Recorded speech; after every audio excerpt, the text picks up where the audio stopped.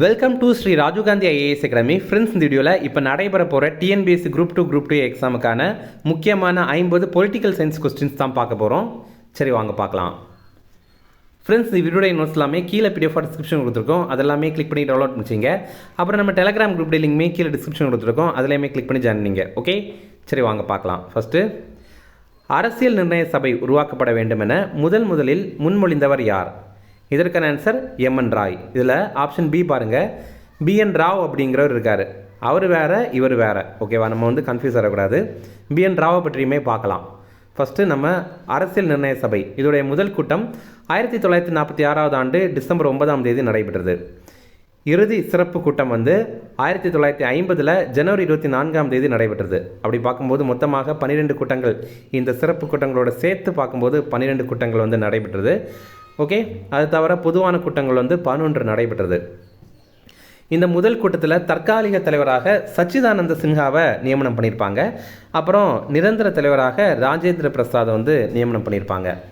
அப்புறம் இந்த அமைப்புடைய, அதாவது இந்திய அரசியல் நிர்ணய சபையுடைய சட்ட ஆலோசகர் யார் அப்படின்னா அவர் தான் இந்த BN ராவ் அப்படிங்கிறவர். அடுத்தது, இதில் மொத்தமாக இந்திய அரசியல் நிர்ணய சபையில் 389 உறுப்பினர்கள் இருந்தாங்க. இதில் பெண்கள் வந்து 15 பேர். இதில் மெட்ராஸை சேர்ந்த பெண் உறுப்பினர்கள் யாரெல்லாம் அப்படின்னா அம்மு சுவாமிநாதன், தக்ஷாயினி வேலாயுதன், அப்புறம் துர்காபாய், இவங்க எல்லாருமே. இதில் என்ன சிறப்பு அப்படின்னா மகாத்மா காந்தி மற்றும் முகமது அலி ஜின்னா இவங்க 2 பேருமே இந்த அரசியல் நிர்ணய சபையில் வந்து இடம் பெறலை அப்படிங்கிறத நம்ம தெரிஞ்சுக்கணும். அப்புறம் இதில் முக்கியமான ஒரு விஷயம் அப்ஜெக்டிவ் ரெசல்யூஷன், அதாவது குறிக்கோள் தீர்மானம். இது 1946 ஆண்டு டிசம்பர் 13 ஜவஹர்லால் நேரு தான் முன்மொழிந்தார். அது அப்புறம் எப்போ ஏற்றுக்கொண்டாங்க அப்படின்னா 1947 ஜனவரி 22 தான் ஏற்றுக்கொண்டிருந்தாங்க. இதுதான் பின்னாட்களில் முகவுரையாக வைக்கப்பட்டிருக்கு. நம்ம பிரியாம்பிளாக இந்த அப்ஜெக்டிவ் ரெசல்யூஷன் தான் வச்சுருக்காங்க. அடுத்தது, இந்த அரசியல் நிர்ணய சபை இருக்குல்ல, இதோடைய தலைமை குழு அல்லது வழிநடத்தும் குழுவுடைய தலைவர் யார் அப்படின்னா ராஜேந்திர பிரசாத் அப்படிங்கிறவர். அடுத்தது, மாகாண அரசியலமைப்பு குழு இதோடைய தலைவர் வந்து வல்லபாய் பட்டேல். அடுத்தது, வரைவு குழுவுக்கு தலைமை தாங்கியவர் யார்? இதற்கான ஆன்சர் அம்பேத்கர். இப்போ பார்த்தீங்கன்னா டிராஃப்டிங் கமிட்டி இதில் மொத்தமாக 7 மெம்பர்ஸ் இருந்தாங்க. அதில் தலைவர் வந்து அம்பேத்கர். அடுத்தது கோபாலசாமி ஐயங்கர் இருந்தார். அடுத்தது அல்லாடி கிருஷ்ணசாமி ஐயர் இருந்தார். அடுத்தது KM முன்ஷி இருந்தார். அப்புறம் சையத் முகமது சதவுல்லா, அப்புறம் வந்து BL மிட்டல். இதில் வந்து BL மிட்டல் வந்து பாதியிலே விலகிடுவார். அதுக்கப்புறம் என் மாதவராவ் வந்து நியமனம் செய்யப்படுவார். அடுத்தது DP கைத்தான், இதில் இவர் பாதியில் மரணம் அடைந்துடுவார். அவருக்கு பதிலாக TT கிருஷ்ணமாச்சாரி வந்து நியமனம் செய்யப்படுவார். அடுத்தது, இந்திய அரசியலமைப்பு எப்போது ஏற்றுக்கொள்ளப்பட்டது? இதற்கான ஆன்சர் 1949 நவம்பர் 26. நம்ம இந்திய அரசியல் அமைப்பு இதோடைய மொத்த உருவாக்குறதுக்கான செலவு வந்து 64 லட்சம் வந்து ஆகியிருந்தது. இது மொத்தமாக எவ்வளோ நாட்களில் உருவாக்கிட்டாங்க அப்படின்னா 2 ஆண்டுகள், 11 மாதங்கள் மற்றும் 18 நாட்கள். இது எப்போ நடைமுறைக்கு வந்துச்சு அப்படின்னா 1950 ஜனவரி 26. இதில் என்னன்னா அந்த தினத்தை தான் நம்ம வந்து குடியரசு தினமாக கடைபிடிக்கிறோம். அடுத்தது, எதனால் இந்த மாதிரி இதை வந்து நடைமுறைப்படுத்தினாங்க, அதாவது கரெக்டாக நம்ம ஜனவரி 26 எதனால் நடைமுறைப்படுத்தினாங்க அப்படின்னா 1930 ஜனவரி 26 ஜவஹர்லால் நேரு வந்து பூர்ண சுதந்திர தினம் கொண்டாடப்படணும் அப்படின்ற மாதிரி தெரிவித்திருப்பார். அதோடைய அடிப்படையில் தான் இந்த ஒரு தினத்தை நம்ம வந்து குடியரசு தினமாக கொண்டாடுறோம். இது தொடங்குற நேரம் பார்த்திங்கன்னா 8 அட்டவணைகள், அப்புறம் 22 பாகங்கள், அப்புறம் வந்து 395 விதிகள் வந்து இருந்துச்சு. இப்போ பார்க்கும்போது 12 அட்டவணைகள் இருக்குது, அப்புறம் 25 பாகங்கள் இருக்குது, 450க்கும் மேற்பட்ட விதிகள் இருக்குது. அரசியல் நிர்ணய சபையுடைய லட்சணம் என்ன அப்படின்னா யானை. இந்த படத்தில் பார்க்குறீங்களா, இதுதான். நம்ம வந்து 60 நாடுகளுடைய அரசியலமைப்பை பின்பற்றி நம்ம அரசியல் அமைப்பை வந்து உருவாக்கியிருக்கோம். அதிகமாக இந்திய அரசு சட்டம் 1935 தான் எடுத்திருக்கோம். கவர்மெண்ட் ஆஃப் இந்தியா ஆக்ட்லேருந்து தான் எடுத்திருக்கோம். நம்ம இந்திய அரசியலமைப்பை கைப்பட எழுதியவர் யார் அப்படின்னா பிரேம் பெஹாரி நரேன் ரைசாடா அப்படிங்கிறவர். இதோடைய உண்மை பிரதி எங்கே இருக்குன்னா பாராளுமன்ற நூலகத்தில் ஹீலியம் வாயு நிரப்பப்பட்ட பேழையில் தான் இருக்குது. அடுத்தது, இந்தியா எந்த நாட்டின் கூட்டாட்சி முறையை பின்பற்றுகிறது? இதற்கான ஆன்சர் கனடா. இப்போ ரீசெண்டாக ஒரு எக்ஸாமில் கூட இதை கேட்டிருந்தாங்க, ஆனால் நிறைய பேர் அமெரிக்கான்னு எழுதிட்டாங்க. கரெக்டான ஆன்சர் என்ன அப்படின்னா கனடா தான். இப்போது நம்ம இந்தியாவுடைய கூட்டாட்சி இதை பற்றி சிலர் தெரிவித்திருக்காங்க, அதை பற்றி பார்க்கலாம். இந்தியா தீவிர அல்லது அதீத கூட்டாட்சி தன்மை கொண்டது அப்படின்னு பாலெச் அப்லிபி வந்து தெரிவித்திருப்பார். இது எப்படி நம்ம ஞாபகம் வச்சுக்கலாம்னா, இப்போ தீவிர அப்படிங்கிற வார்த்தை எடுத்துகிட்டு தீவிரவாதிங்கன்னு பார்த்துக்கலாம். இப்போ தீவிரவாதிங்க எங்கே அதிகமாக இருப்பாங்க? காஷ்மீரில் அதிகமாக இருப்பாங்கள்ல. அப்போ காஷ்மீரில் என்ன அதிகமாக கிடைக்கும்? ஆப்பிள் அதிகமாக கிடைக்கும்ல. அப்போ வந்து அப்லிபி அப்படின்னு ஞாபகம் வச்சுக்கலாம். ஓகேவா? அடுத்தது, இந்தியா ஒரு பகுதி கூட்டாட்சி நாடு அப்படின்னு கேசி வியர் வந்து தெரிவிக்கிறாரு. இது ரொம்ப முக்கியமானது. இது எப்படி ஞாபகம் வச்சுக்கலாம்னா, இப்போ பகுதி அப்படின்னா பாதி அப்படின்னு ஞாபகம் வச்சுக்கலாம். அப்போ பாதி எங்கே இருக்குது, மீதி எங்கே இருக்குது அப்படின்னா எங்கே இருக்குது அப்படிங்கிறத நம்ம வேர் அப்படின்னு ஞாபகம் வச்சுக்கலாம். வேர் அப்படின்னா வியர் அப்படின்னு ஞாபகம் வச்சுக்கலாம். ஓகேவா? அடுத்தது, இந்தியா ஒரு மையப்படுத்தப்பட்ட கூட்டாட்சி அப்படின்னு ஐவர் ஜென்னிங்ஸ் வந்து தெரிவித்திருக்காரு. இது எப்படி ஞாபகம் வச்சுக்கலாம்னா, இப்போது 5 பேர் இருக்காங்க, அதான் ஐவர். ஓகேவா? 5 பேர் இருந்தாங்க அப்படின்னாலும் அவங்க மையமாக செயல்பட்டாங்க, சேர்ந்து மையப்படுத்தப்பட்டு செயல்பட்டாங்க அப்படின்னா அவங்க வந்து சிறப்பாக செயல்படுவாங்க அப்படின்னு ஞாபகம் வச்சுக்கலாம். அடுத்தது, இந்தியா வந்து பேரம் பேசப்படும் கூட்டாட்சி அப்படின்னு மோரிஸ் ஜோன்ஸ் வந்து தெரிவித்திருப்பார். இதை எப்படி ஞாபகம் வச்சுக்கலாம் அப்படின்னா, இப்போ வந்து மோரிஸை வந்து நம்ம மோர் அப்படின்னு ஞாபகம் வச்சுக்கலாம். இப்போ நம்ம ஒரு கடையில் மோர் வாங்க போகிறோம், அப்போ பேரம் பேசி வாங்குகிறோம் அப்படின்னு ஞாபகம் வச்சுக்கலாம். அடுத்தது, இந்தியா ஒரு கூட்டுறவு கூட்டாட்சி அப்படின்னு கிரான்வில் ஆஸ்டன் வந்து தெரிவித்திருக்காரு. இது எப்படி ஞாபகம் வச்சுக்கலாம்னா, இப்போ ஒரு கூட்டுறவு சொசைட்டி இருக்குது அல்லது ஒரு கூட்டுறவு வங்கி இருக்குது. எப்படின்னா அதோடைய என்ட்ரன்ஸ் எப்படி இருக்கும்? ரொம்ப கிராண்டாக இருக்கும், அதே மாதிரி வில்லு மாதிரி இருக்கும் அப்படின்னு ஞாபகம் வச்சுக்கலாம். அப்போ பார்த்தீங்கன்னா கிரான்வில் ஆஸ்டின், கிராண்டாக இருக்கும், வில்லு மாதிரி இருக்கும் அப்படின்னு ஞாபகம் வச்சுக்கலாம். ஓகே. அடுத்தது, இவற்றுள் மத்திய பட்டியலில் இடம்பெற்றுள்ளது எது? இதற்கான ஆன்சர் பாதுகாப்பு. இப்போ நம்ம இந்தியாவில் வந்து 3 லிஸ்ட் இருக்குது. ஒன்று பார்த்தீங்கன்னா மத்திய பட்டியல், இன்னொன்று மாநில பட்டியல், இன்னொன்று பொதுப்பட்டியல்.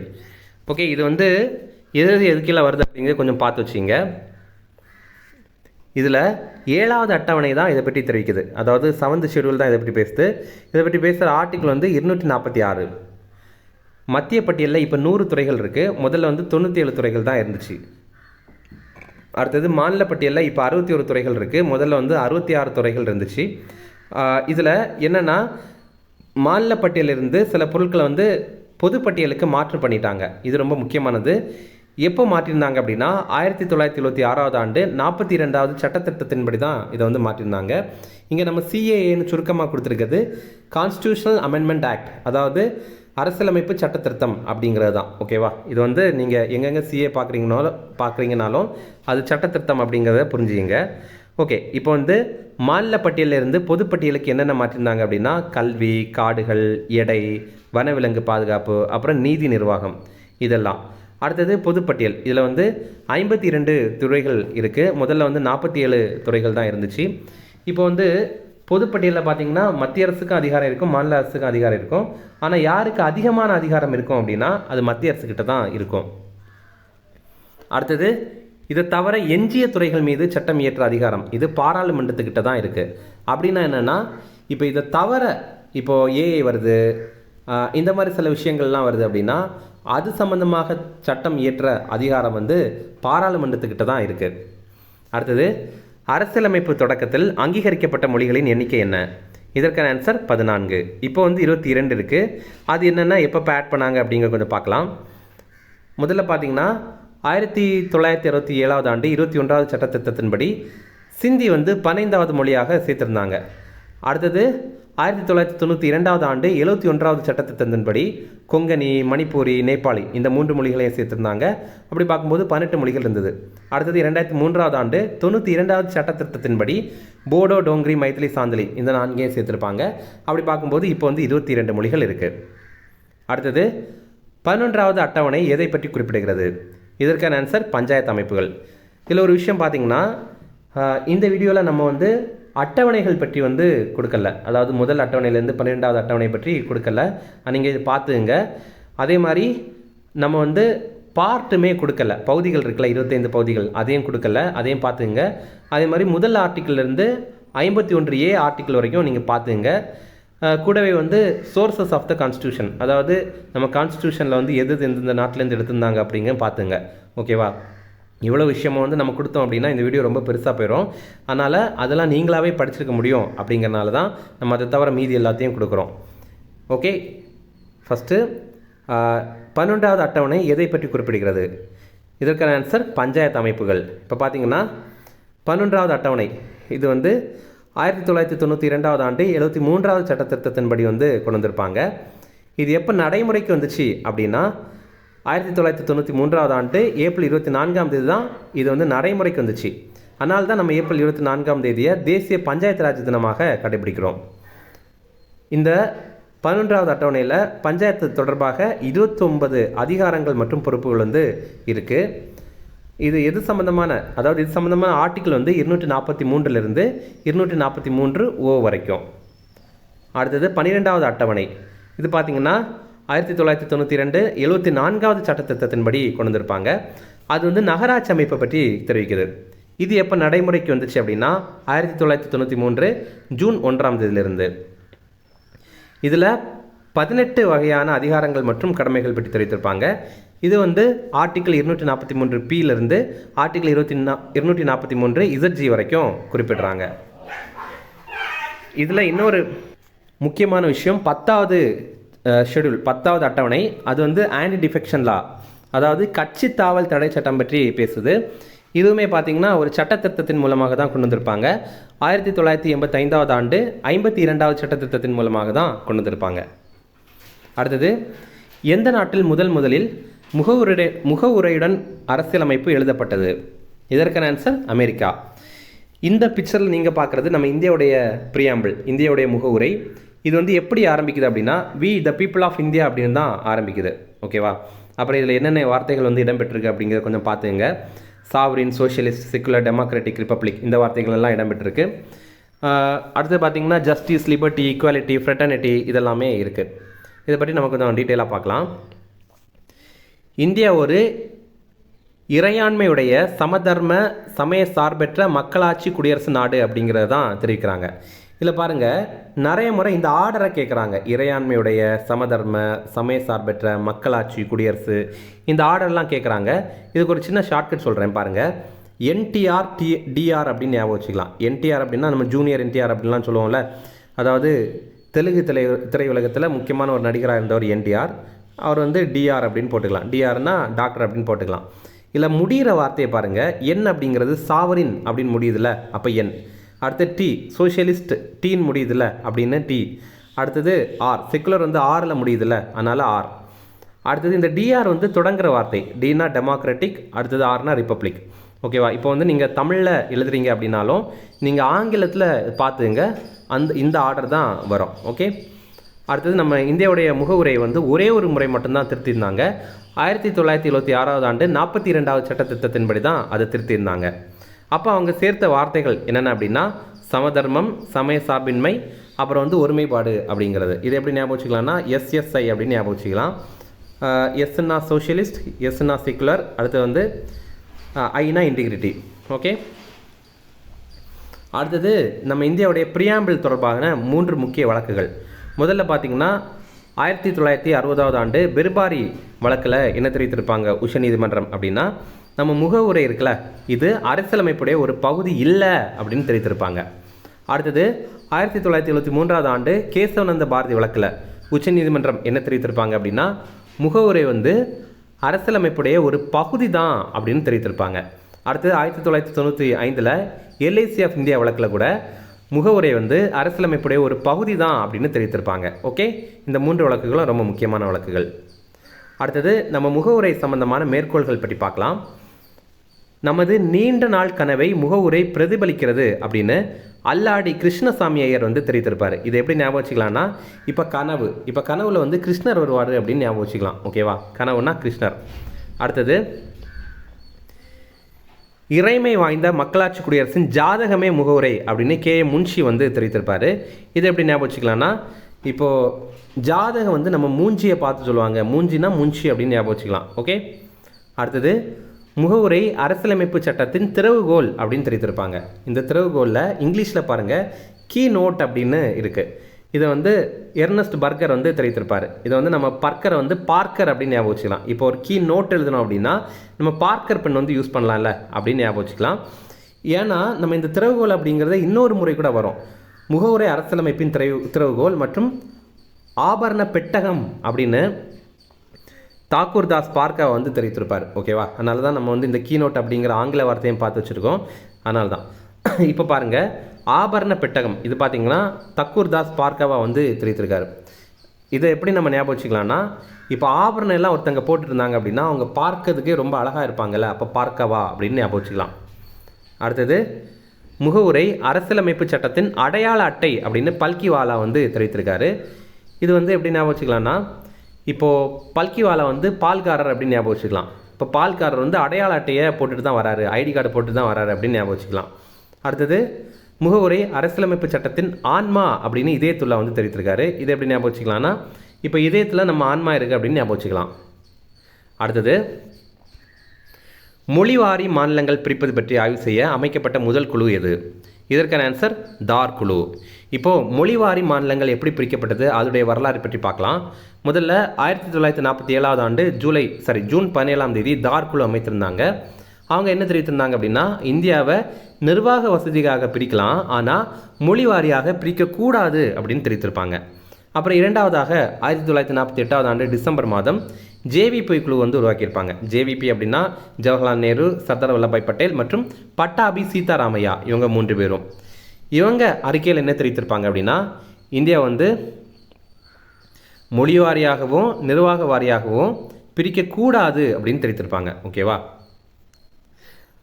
அடுத்தது என்ன ஆயிருக்கும் அப்படின்னா, ஆந்திர பிரதேசத்தில் பொட்டி ஸ்ரீராமுலு அப்படிங்கிற ஒருத்தர் இருந்தார். அவர் வந்து மொழி வாரியாக மாநிலத்தை பிரிக்கணும் அப்படிங்கிறதுக்காக 56 நாட்கள் உண்ணாவிரதம் இருந்து வந்து மரணம் அடைந்திருப்பார்.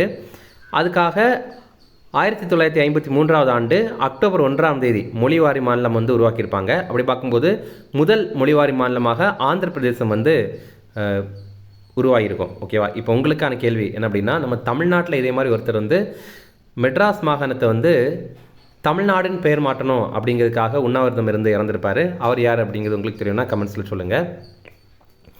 அடுத்தது பசல் அலி ஆணையம். பசல் அலி ஆணையம் வந்து 1953 அறிக்கையை சமர்ப்பிச்சிருப்பாங்க. அவங்க என்ன சொல்லியிருப்பாங்க அப்படின்னா, இந்தியாவை மொழி வாரியாக பிரிக்கலாம், ஆனால் ஒரு மொழி ஒரு மாநிலம் அப்படின்னு பிரிக்கக்கூடாது அப்படின்னு தெரிவித்திருப்பாங்க. அடுத்தது 1956 ஆண்டு 7வது சட்டத்திட்டத்தின்படி மாநில மறுசீரமைப்பு சட்டம் வந்து கொண்டு வந்திருப்பாங்க. அதன் கீழே 1956 நவம்பர் 1 14 மாநிலங்கள் மற்றும் 6 யூனியன் பிரதேசங்கள் வந்து உருவாக்கியிருப்பாங்க. அதுக்கு அடுத்தது ஒவ்வொரு மாநிலங்கள் எப்போ உருவாக்கியிருந்தாங்க அப்படிங்கிறதெல்லாம் நீங்கள் கொஞ்சம் பார்த்துங்க, படிச்சிங்க, அது முக்கியமானது. அடுத்தது கடைசியாக இப்போ உருவாக்கின மாநிலம் இது அப்படின்னா தெலுங்கானா. தெலுங்கானா வந்து இந்தியாவோட 29வது மாநிலமாக உருவாக்கப்பட்டது. 2014 ஆண்டு ஜூன் 2 இதை வந்து உருவாக்கியிருப்பாங்க. அடுத்தது பார்த்திங்கன்னா, இப்போ உங்களுக்கு ஒரு சந்தேகம் வரலாம், என்ன அப்படின்னா, நம்ம இந்தியாவில் இப்போ இருக்கிறது 28 மாநிலம் அப்புறம் 8 யூனியன் பிரதேசம் தானே, அப்புறம் எப்படி தெலுங்கானா 29வது மாநிலமாக உருவாயிடுச்சு அப்படின்னா, அதை பற்றி தான் நம்ம பார்க்க போகிறோம். 2019 வரைக்கும் ஜம்மு காஷ்மீர் ஒரே மாநிலமாக இருந்துச்சு. அப்புறம் 2019 ஆண்டு அக்டோபர் 31 ஜம்மு காஷ்மீருக்கு வழங்கப்பட்ட ஆர்டிகிள் 370 படி சிறப்பு அதிகாரம் இருக்குல்ல, அதை வந்து நீக்கிட்டு ஜம்மு காஷ்மீர் மாநிலத்தை 2 யூனியன் பிரதேசங்களாக மாற்றிட்டாங்க. ஒன்று வந்து ஜம்மு காஷ்மீர் அப்படிங்கிற யூனியன் பிரதேசம், இன்னொன்று லடாக் அப்படிங்கிற யூனியன் பிரதேசம். அப்புறம் 2020 ஆண்டு ஜனவரி 26 தாத்ரா நகர் ஹவேலி, அது ஒரு யூனியன் பிரதேசம். அதே மாதிரி டாமன் டையூ யூனியன் பிரதேசம், இந்த இரண்டையுமே இணைத்துட்டாங்க. ஓகே, இப்போ பார்த்தீங்கன்னா 28 மாநிலங்கள் 8 யூனியன் பிரதேசங்கள் அப்படின்ற மாதிரி இருக்குது. ஃப்ரெண்ட்ஸ், நம்ம ராஜீவ்காந்தி ஐஏஎஸ் அகாடமியில் இப்போ TNPSC group 1 எக்ஸாமுடைய mains test series வந்து ஸ்டார்ட் பண்ணியிருக்கோம். இது நீங்கள் இலவசமாகவே அட்டன் பண்ணிக்கலாம். ஸ்க்ரீனில் தெரிகிற நம்பருக்கு நீங்கள் கால் பண்ணி பேசினா மட்டும் போதும். அதே மாதிரி தமிழ்நாடு போலீஸ் கான்ஸ்டபிள் எக்ஸாமுக்கான ரொம்ப குறைந்த கட்டணத்திலே நம்ம வந்து டெஸ்ட்டு சீரிஸ் வந்து லான்ச் பண்ணியிருக்கோம். இதேமாரி பார்த்தீங்கன்னா நீங்கள் ஸ்க்ரீனில் தெரிகிற நம்பருக்கு கால் பண்ணி இதில் வந்து ஜாயின் பண்ணிக்கலாம். அடுத்தது, எந்த அரசியலமைப்பு விதியை அரசியலமைப்பின் இதயமும் ஆன்மாவும் போன்றது என அம்பேத்கர் விவரித்தார்? இதற்கான ஆன்சர் ஆர்டிகிள் 32. நம்ம ஆர்டிகிள் 32 தான் அரசியலமைப்பு தீர்வு காணும் உரிமை வந்து இருக்குது. அதுதான் அரசியலமைப்பின் இதயமும் ஆன்மாவும் போன்றது அப்படின்னு அம்பேத்கர் வந்து விவரித்திருப்பார். இதில் நீதி பேராணைகளும் இந்த ஆர்டிகிள் 32 இருக்குது. உச்சநீதிமன்றத்துக்கான இந்த நீதி பேராணை அதிகாரங்கள் வந்து ஆர்டிகிள் 32. உயர் நீதிமன்றத்திற்கான நீதி பேராணை அதிகாரம் வந்து ஆர்டிகிள் 226. இந்த இரண்டுமே ரொம்ப முக்கியமான ஆர்டிகிள், அடிக்கடி எக்ஸாமில் கேட்டிருக்காங்க. இப்போது இந்த நீதி பேராணைகள் என்னென்ன இருக்குது அப்படின்னா, முதல்ல ஹேபஸ் கார்பஸ், தமிழில் ஆட்கொணர்வு நீதி பேராணை. இப்போ வந்து ஒருத்தர் காணோம் அல்லது ஒருத்தர் வந்து போலீஸ் கைது பண்ணி வச்சுருக்காங்க அப்படின்னா இந்த ஒரு நீதி பேராணை ஆட்கொணர்வு ஹேபஸ் கார்பஸ் வந்து அவங்க போட்டாங்க அப்படின்னா அவங்கள வந்து கோர்ட் முன்னாடி ப்ரொடியூஸ் பண்ணோம் அப்படிங்கிறது தான் நிபந்தனை. அடுத்தது செயலுறுத்தும் நீதி பேராணை. இது என்ன அப்படின்னா இப்போ ஒரு அரசு அலுவலகத்தில் ஒரு அரசு அலுவலர் தன்னுடைய கடமையை செய்ய மறுக்கிறார் அப்படின்னா இந்த ஒரு நீதி பேராணை வந்து நம்ம போட முடியும். அடுத்தது தடையுறுத்தும் நீதி பேராணை. இது என்ன அப்படின்னா ஒரு உயர் நீதிமன்றம் இருக்குது அப்படின்னு வச்சிங்களேன், அது கீழே வந்து குட்டி குட்டியாக நீதிமன்றங்கள்லாம் இருக்குல்ல, மாவட்ட நீதிமன்றங்கள் அந்த மாதிரிலாம் இருக்குல்ல. அப்போது அந்த மாவட்ட நீதிமன்றங்கள் அவங்க வந்து அவங்களுடைய அதிகாரத்தை தாண்டி போயிடக்கூடாது, இதை தாண்டி நீ வந்து விசாரிக்காத அப்படின்ற மாதிரி தடை பண்ணுறது தான் இந்த தடையுறுத்தும் நீதி பேராணை அப்படிங்கிறது. அடுத்தது நெறிமுறை உறுத்தும் நீதி பேராணை, செர்ச்சியோரடி அப்படிங்கிறது. இது என்னென்னா இப்போது ஒரு உயர் நீதிமன்றம் இருக்குது, அவங்க வந்து கீழ் நீதிமன்றம் ஒரு உத்தரவை போட்டுட்டாங்க அப்படின்னா அந்த உத்தரவை ரத்து பண்ணுற அதிகாரம் வந்து அதுக்கு மேலே இருக்கிற நீதிமன்றத்துக்கிட்ட இருக்குது. அப்போது அதுதான் இந்த செர்ச்சியோரடி அப்படிங்கிற ரிட்டு. அடுத்தது தகுதியுறுத்தும் நீதி பேராணை. இதை வந்து குவாவரண்டோ அப்படின்னு சொல்கிறாங்க. இது என்னென்னா இப்போ ஒருத்தருக்கு ஒரு அரசு வேலை கிடச்சிருக்கு, அவர் என்ன அடிப்படையில் வந்து அந்த வேலை கிடச்சிருக்கு அப்படிங்கிறத விசாரிக்கிறதுக்கான ஒரு நீதி பேராணை தான் இந்த குவாவரண்டோ அப்படிங்கிறது. அடுத்தது அரசுக்கு வழிகாட்டும் நெறிமுறை கோட்பாடுகள் எந்த நாட்டிலிருந்து பெறப்பட்டது? இதற்கான ஆன்சர் அயர்லாந்து. இதில் DPSP, directive principle of state policy, இது நம்ம அயர்லாண்ட்லேருந்து தான் பெற்றிருக்கோம். இதை பற்றி அம்பேத்கர் என்ன தெரிவித்திருக்காரு அப்படின்னா இது அரசுடைய புது வகையான முக்கியத்துவம் அல்லது சிறப்பம்சம்னு தெரிவித்திருக்காரு. நாவல் ஃபியூச்சர் அப்படின்னு தெரிவித்திருக்காரு. நாவல் அப்படின்னா புது வகையானது அப்படிங்கிறது தான். அடுத்தது இது அரசமைப்பின் மனசாட்சி அப்படின்னு கிரான்வில் ஆஸ்டின் வந்து தெரிவித்திருக்காரு. அடுத்தது இந்திய அரசியலமைப்புக்கு உயிர் அல்லது வாழ்க்கை தரும் அம்சம் அப்படின்னு எல்எம் சிங்வி வந்து இது தெரிவித்திருக்காரு. இதில் பார்த்தீங்கன்னா இந்த டிபிஎஸ்பி இருக்குல்ல, இதை வந்து 3ஆக பிரிப்பாங்க. ஒன்று பார்த்தீங்கன்னா சமத்துவ கோட்பாடுகள் அப்படின்னு சொல்லுவாங்க, இன்னொன்று வந்து காந்திய கோட்பாடுகள் அப்படின்னு சொல்லுவாங்க, இன்னொன்று தாராளமாக மற்றும் அறிவார்ந்த கோட்பாடுகள் அப்படின்ற மாதிரி தெரிவித்திருப்பாங்க. இப்போ என்னென்னா நமக்கு இந்த டிபிஎஸ்பி இருக்குல்ல, அதோடைய அடிப்படையில் சில முக்கியமான சட்டங்கள் வந்து நிறைவேற்றிருப்பாங்க. அது என்னென்ன சட்டம் அப்படிங்கிற கொஞ்சம் பார்க்கலாம். ஃபஸ்ட்டு பார்த்திங்கன்னா மகப்பேறு நலச்சட்டம், இது 1961 கொண்டு வந்திருப்பாங்க. சம ஊதிய சட்டம் 1976. இந்த சட்டங்கள் எல்லாமே அடிக்கடி எக்ஸாமில் கேட்குறாங்க, நிறைய முறை எக்ஸாமில் கேட்குறாங்க, பொறுத்துக்கையில் கூட கேட்குறாங்க. அதனால் இதெல்லாமே கண்டிப்பாக பார்த்துங்க. அடுத்தது வங்கிகள் தேசியமயமாக்கல் சட்டம் 1969, அப்புறம் 1980. முதல்ல 1969 வந்து 14 வங்கிகளை தேசியமயமாக்கியிருப்பாங்க. அப்புறம் 1980 இன்னொரு 6 வங்கிகள், அப்படி பார்க்கும்போது மொத்தமாக 20 வங்கிகள் வந்து தேசியமயமாக்கப்பட்டிருக்கு. அடுத்தது மன்னர் மானியங்கள் ஒழிப்பு சட்டம், இது 1971.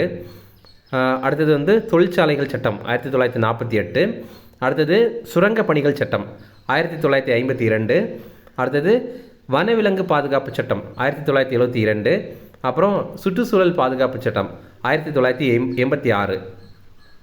அடுத்தது பட்டியல் இனத்தவர் மற்றும் பழங்குடியினர் சட்டம், இது 1989. அடுத்தது ரொம்ப முக்கியமான சட்டம் மகாத்மா காந்தி தேசிய ஊரக வேலைவாய்ப்பு உத்தரவாத சட்டம் அப்படிங்கிறது, இது 2005 ஆண்டு கொண்டு வந்திருப்பாங்க. அப்புறம் கொத்தடிமை ஒழிப்பு சட்டம், இது 1976. அடுத்தது குழந்தை தொழிலாளர் முறை ஒழிப்பு சட்டம், இது 1986. அடுத்தது ஒருங்கிணைந்த குழந்தை வளர்ச்சி திட்டம், இது திட்டம் முக்கியம், மற்றதெல்லாம் சட்டம், இது மட்டும் திட்டம், இது வந்து 1975. ஓகே. அடுத்தது அடிப்படை கடமைகள் எந்த குழுவின் பரிந்துரையின்படி அரசியலமைப்பில் சேர்க்கப்பட்டது? இதற்கான ஆன்சர் ஸ்வரன் சிங் குழு. இப்போ நமக்கு அடிப்படை கடமைகள் கூட நம்ம இந்திய அரசியலமைப்பு உருவாக்கப்படும் போது இல்லை. அப்புறம் வந்து 42வது சட்ட திருத்தம் 1976 படி தான் கொண்டு வந்திருப்பாங்க. இது வந்து எந்த பார்ட்டில் சேர்த்துருப்பாங்க அப்படின்னா பார்ட்டு 4A தான் சேர்த்துருப்பாங்க. ஆரம்பத்தில் 10 அடிப்படை கடமைகள் தான் இருந்துச்சு. அப்புறம் 2002 ஆண்டு பார்த்திங்கன்னா 86வது சட்ட திருத்தத்தின் மூலமாக 11வது அடிப்படை கடமையை வந்து சேர்த்துட்டாங்க. ஆர்டிக்கிள் 52A கே அப்படிங்கிற பிரிவில் சேர்த்துருந்தாங்க. அது வந்து கல்வி. அது என்ன கல்வி அப்படின்னா 6 வயதுலேருந்து 14 வயது உட்பட்டவங்களுக்கு இலவச மற்றும் கட்டாய கல்வி வந்து வழங்கணும் அப்படிங்கிறது தான் தெரிவித்திருப்பாங்க. அடுத்தது குடியரசுத் தலைவர் தேர்தலில் வாக்களிக்க இயலாதவர் யார்? இதற்கான ஆன்சர் மாநிலங்களவை நியமன உறுப்பினர்கள். இப்போ பார்த்தீங்கன்னா குடியரசுத் தலைவரை பற்றி பார்க்கலாம். குடியரசுத் தலைவர் தேர்தல் இருக்குல்ல, இதில் வந்து யாரெல்லாம் ஓட்டு போடுவாங்க அப்படின்னா மக்களவையில் தேர்ந்தெடுக்கப்பட்ட உறுப்பினர்கள், மக்களால் தேர்ந்தெடுக்கப்பட்ட எம்பிஸ் வந்து ஓட்டு போடுவாங்க. அதே மாதிரி மாநிலங்களவையிலையும் தேர்ந்தெடுக்கப்பட்ட உறுப்பினர்கள் இவங்க வந்து ஓட்டு போடுவாங்க. அதே மாதிரி தேர்ந்தெடுக்கப்பட்ட சட்டப்பேரவை உறுப்பினர்கள் அவங்க கூட ஓட்டு போடுவாங்க. ஆனால் மாநிலங்களவையில் ஒரு 12 உறுப்பினர்களை குடியரசுத் தலைவர் வந்து நியமனம் பண்ணுவாங்க. அவங்களால குடியரசுத் தலைவர் தேர்தலில் வந்து வாக்களிக்க முடியாது. ஓகே, இப்போ குடியரசுத் தலைவர் பற்றி பார்த்தீங்கன்னா, குடியரசுத் தலைவர் தான் இந்திய அரசின் தலைவர். அதே மாதிரி அரசியலமைப்பு தலைவரும் அவர் தான். அடுத்தது அரசின் தலைவரும் அவர் தான். ஆனால் அரசாங்கத்தின் தலைவர் அப்படின்னு பிரதமரை தான் தெரிவிப்பாங்க. உண்மையான நிர்வாக தலைவர் வந்து பிரதமர். ஆனால் பேரளவு நிர்வாக தலைவர் வந்து குடியரசுத் தலைவர். இப்போ ஒருத்தர் குடியரசுத் தலைவர் தேர்தலில் போட்டியிடணும் அப்படின்னா அவருடைய வயது தகுதி 35 வயது குறைந்ததாக இருக்கணும். அது குறைந்தது அவ்வளவாது இருக்கணும். பதவி காலம் வந்து 5 ஆண்டுகள். இப்போது இவருக்கு என்ன தகுதி இருக்கணும் அப்படின்னா மக்களவை உறுப்பினருக்கான தகுதி வந்து இருந்திருக்கணும்.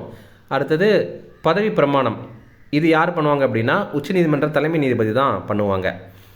இவங்க வந்து பதவி விலகல் கடிதத்தை யார்கிட்ட வழங்கணும் அப்படின்னா குடியரசு துணைத் தலைவர்கிட்ட தான் வழங்கணும். ஓகேவா, இதில் பார்த்தீங்கன்னா ஒரு விஷயம் நம்ம நோட் பண்ணோம். எப்போவுமே பதவி விலகல் கடிதத்தை வந்து யார்கிட்ட வழங்குவாங்க அப்படின்னா யார் அவங்கள அப்பாயின்ட் பண்ணாங்களோ அவங்கக்கிட்ட தான் வழங்குவாங்க. ஆனால் இங்கே பார்த்தீங்கன்னா குடியரசுத் தலைவர் வந்து குடியரசு துணைத் தலைவர்கிட்ட வந்து ராஜினாமா கடிதத்தை வந்து வழங்குறாங்க. அடுத்தது குடியரசுத் தலைவர் வந்து யார் யாரெல்லாம் நியமனம் பண்ணுறாங்க அப்படிங்கிறத பார்க்கலாம். ஒரு மாநிலத்துடைய ஆளுநர், அதை நியமனம் பண்ணுறது குடியரசுத் தலைவர். அப்புறம் பிரதமரையும் மத்திய அமைச்சர்களையும் நியமனம் பண்ணுறது குடியரசுத் தலைவர். இப்போ உங்களுக்கு ஒரு சந்தேகம் வரலாம், என்னென்னா இவங்களை வந்து தேர்தலில் தானே நம்ம தேர்ந்தெடுக்கிறோம், அப்புறம் எப்படி நியமனம் பண்ணுறோம் அப்படின்னா, இப்போ நம்ம தேர்தலில் தேர்ந்தெடுக்கிறது ஒரு எம்பியை தான். ஆனால் அந்த எம்பியில் எந்த எம்பி அமைச்சர் ஆகணும்னு முடிவு பண்ணுறது குடியரசுத் தலைவர் தான். அதே மாதிரி எந்த எம்பி வந்து பிரதமர் ஆகணும் அப்படிங்கிறதையும் நியமனம் பண்ணுறது வந்து குடியரசுத் தலைவர் தான். அப்புறம் உச்சநீதிமன்ற நீதிபதிகள், உயர்நீதிமன்ற நீதிபதிகள் இவங்களெல்லாம் அப்பாயின்ட் பண்ணுறது குடியரசுத் தலைவர்.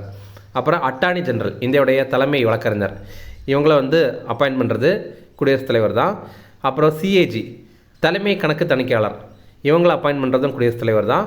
அப்புறம் தலைமை தேர்தல் ஆணையர்கள், அப்புறம் தலைமை தேர்தல் ஆணையர், தேர்தல் ஆணையர்கள் இவங்களெல்லாம் அப்பாயின்ட் பண்ணுறதும் குடியரசுத் தலைவர் தான். அப்புறம் யூபிஎஸ்சி அமைப்பு இருக்குல்ல, அதோடைய உறுப்பினர்கள், அப்புறம் யூபிஎஸ்சி அமைப்புடைய தலைவர் இவங்களை அப்பாயின்ட் பண்ணுறதும் குடியரசுத் தலைவர் தான். அடுத்து குடியரசுத் தலைவருடைய அதிகாரங்கள், இதை பற்றி பார்க்கலாம். ஆர்டிகிள் 108 இது என்ன அப்படின்னா நாடாளுமன்ற கூட்டத்தொடர், இதை கூட்டுற அதிகாரம் வந்து குடியரசுத் தலைவர்கிட்ட தான் இருக்குது. அடுத்தது ஆர்டிகிள் 111, இப்போ வந்து லோக்சபா ராஜ்யசபாவில் ஒரு மசோதா நிறைவேறி வருது, அதுக்கு வந்து ஒப்புதல் கொடுக்கணுமா இல்லை அதை நிறுத்தி வைக்கணுமா, அதில் திருப்பி அனுப்பணுமா, இந்த மாதிரிப்பட்ட முடிவு பண்ணுறது குடியரசுத் தலைவர். இதை வந்து ஆர்டிகிள் 111. அடுத்தது ஆர்டிகிள் 123, இது வந்து நாடாளுமன்ற கூட்டம் நடைபெறாத போது அவசர சட்டம் ஆர்டினன்ஸ் அப்படிங்கிறது இயற்ற ஒரு பவர் வந்து குடியரசுத் தலைவர்கிட்ட தான் இருக்குது. அந்த ஆர்டினன்ஸ் வந்து 6 வாரங்கள் வந்து செல்லுபடியாகும். அடுத்தது ஆர்டிகிள் 110, இது வந்து பண மசோதா, இது இவருடைய அனுமதிக்கு பின்னாடி தான் மக்களவையிலேயே அறிமுகம் செய்யப்படும். அடுத்தது ஆர்டிகிள் 280, இது வந்துன்னா 5 ஆண்டுகளுக்கு ஒரு முறை வந்து நிதிக்குழுவை கூட்டுறது, ஃபினான்ஸ் கமிஷன் வந்து கூட்டுறது, அது வந்து குடியரசுத் தலைவருடைய அதிகாரம் தான். அடுத்தது ஆர்டிகிள் 267(1), இது என்ன அப்படின்னா இந்தியாவுடைய அவசர கால நிதி, கண்டிஜென்சி ஃபண்ட் அப்படின்னு சொல்லுவாங்க, அதை நிர்வகிக்கிற பொறுப்பை வச்சுருக்கிறதும் குடியரசுத் தலைவர் தான். அடுத்தது ஆர்டிகிள் 72, மன்னிப்பு வழங்குகிற அதிகாரம், இதில் வந்து குடியரசுத் தலைவருக்கு ஒரு சிறப்பு அதிகாரம் இருக்குது, என்னென்னா மரண தண்டனையை கூட ரத்து பண்ணிட முடியும் குடியரசுத் தலைவர்னால். அடுத்தது ஆர்டிகிள் 143, இது என்ன அப்படின்னா உச்சநீதிமன்றத்துக்கிட்ட வந்து ஆலோசனை கேட்கிற அதிகாரம். இப்போ ரீசெண்டாக கூட இதை வந்து திரௌபதி முர்மு வந்து பயன்படுத்தியிருப்பாங்க. இதை வைத்து உச்சநீதிமன்றத்துக்கிட்ட வந்து ஆலோசனை வந்து கேட்டிருக்காங்க. அடுத்தது நெருக்கடி நிலையை பிரகடனம் செய்யும் அதிகாரம் யாரிடம் உள்ளது? இதற்கான ஆன்சர் குடியரசுத் தலைவர். இதில் இன்னொரு விஷயம் பாருங்கள், நம்ம வந்து ஆர்டினன்ஸ் அப்படின்னா அது அவசர நிலை அப்படின்னு சொல்லுவாங்க, சரி அவசர சட்டம் அப்படின்னு சொல்லுவாங்க, ஓகேவா. ஆனால் இங்கே எமர்ஜென்சி அப்படிங்கிறத நெருக்கடி நிலை அல்லது அவசர நிலை அப்படின்னு சொல்லுவாங்க. அவசர சட்டம்னா ஆர்டினன்ஸ், அது ஆர்டிகிள் 123. ஆனால் இங்கே நம்ம பார்க்குறது வந்து நெருக்கடி நிலை அல்லது அவசர நிலை அப்படிங்கிறது, ரெண்டுலேயுமே குழம்பிடக்கூடாது. ஓகே, இப்போ நெருக்கடி நிலை அல்லது எமர்ஜென்சி இதை வந்து பிரகடனம் பண்ணுற அதிகாரம் யார்கிட்ட இருக்குது அப்படின்னா குடியரசுத் தலைவர்கிட்ட தான் இருக்குது. நம்ம இந்தியாவில் 3 வகையான நெருக்கடி நிலை இருக்குது. ஒன்று வந்து தேசிய நெருக்கடி, அதாவது நேஷ்னல் எமர்ஜென்சி, இது தொடர்பான ஆர்டிக்கிள் வந்து 352. இது பார்த்திங்கன்னா இந்தியாவில் இது வரைக்கும் 3 முறை டிக்ளேர் பண்ணியிருப்பாங்க. 1962 இந்தியா சீனா போரின் போது, அடுத்தது 1971 இந்தியா பாகிஸ்தான் போரின் போது, அப்புறம் 1975 உள்நாட்டு கலவரம் ஏற்பட்டிருக்கும் அந்த டைமில். அப்புறம் மாநில நெருக்கடி, இது வந்து 2 வகையான ஆர்டிக்கிள் இருக்குது. ஒன்று வந்து ஆர்டிக்கிள் 356, இன்னொன்று ஆர்டிக்கிள் 365. ரெண்டுக்கு என்ன வித்தியாசம் அப்படின்னா, ஆர்டிக்கிள் 356 இதன்படி ஒரு மாநிலத்தில் அரசியலமைப்பு இயந்திரம் கான்ஸ்டியூஷனல் மெஷினரி இது மொத்தமாகவே ஃபெயில் ஆயிடுச்சு அப்படின்னா அங்கே வந்து குடியரசுத் தலைவர் ஆட்சி, அதாவது எமர்ஜென்சி வந்து டிக்ளேர் பண்ணுவாங்க, ஸ்டேட் எமர்ஜென்சி டிக்ளேர் பண்ணுவாங்க. இப்போ ரீசெண்டாக வந்து மணிப்பூரில் கூட அதே ஒரு நிலைமை தான். அங்கே கலவரம் நிறைய நடந்துகிட்ருக்கு. அங்கே வந்து கான்ஸ்டியூஷன் மிஷினரியே வந்து ஃபெயில் ஆகிட்டு, அதனால் மாநில நெருக்கடி வந்து இப்போ ரீசெண்டாக மணிப்பூரில் இருக்குது. அடுத்து பார்த்திங்கன்னா ஆர்டிக்கிள் 365, இது என்ன அப்படின்னா, மத்திய அரசுடைய சட்டங்களை மாநில அரசு பின்பற்றலை அப்படின்னா இந்த ஒரு ஆர்டிக்கிளை வைத்து, ஆர்டிக்கிள் 365 வச்சு எமர்ஜென்சி டிக்ளேர் பண்ண முடியும். இது வரைக்கும் மாநில நெருக்கடி அதிக முறை எங்கே போட்டிருக்காங்க அப்படின்னா மணிப்பூரில் தான். அங்கே வந்து 11 முறை போட்டிருக்காங்க. அப்புறம் நிதி நெருக்கடி, அதாவது ஃபினான்ஷியல் எமர்ஜென்சி, இது சம்மந்தமான ஆர்டிக்கிள் வந்து ஆர்டிக்கிள் 360. இது வரைக்கும் இந்தியாவில் இது போட்டது கிடையாது.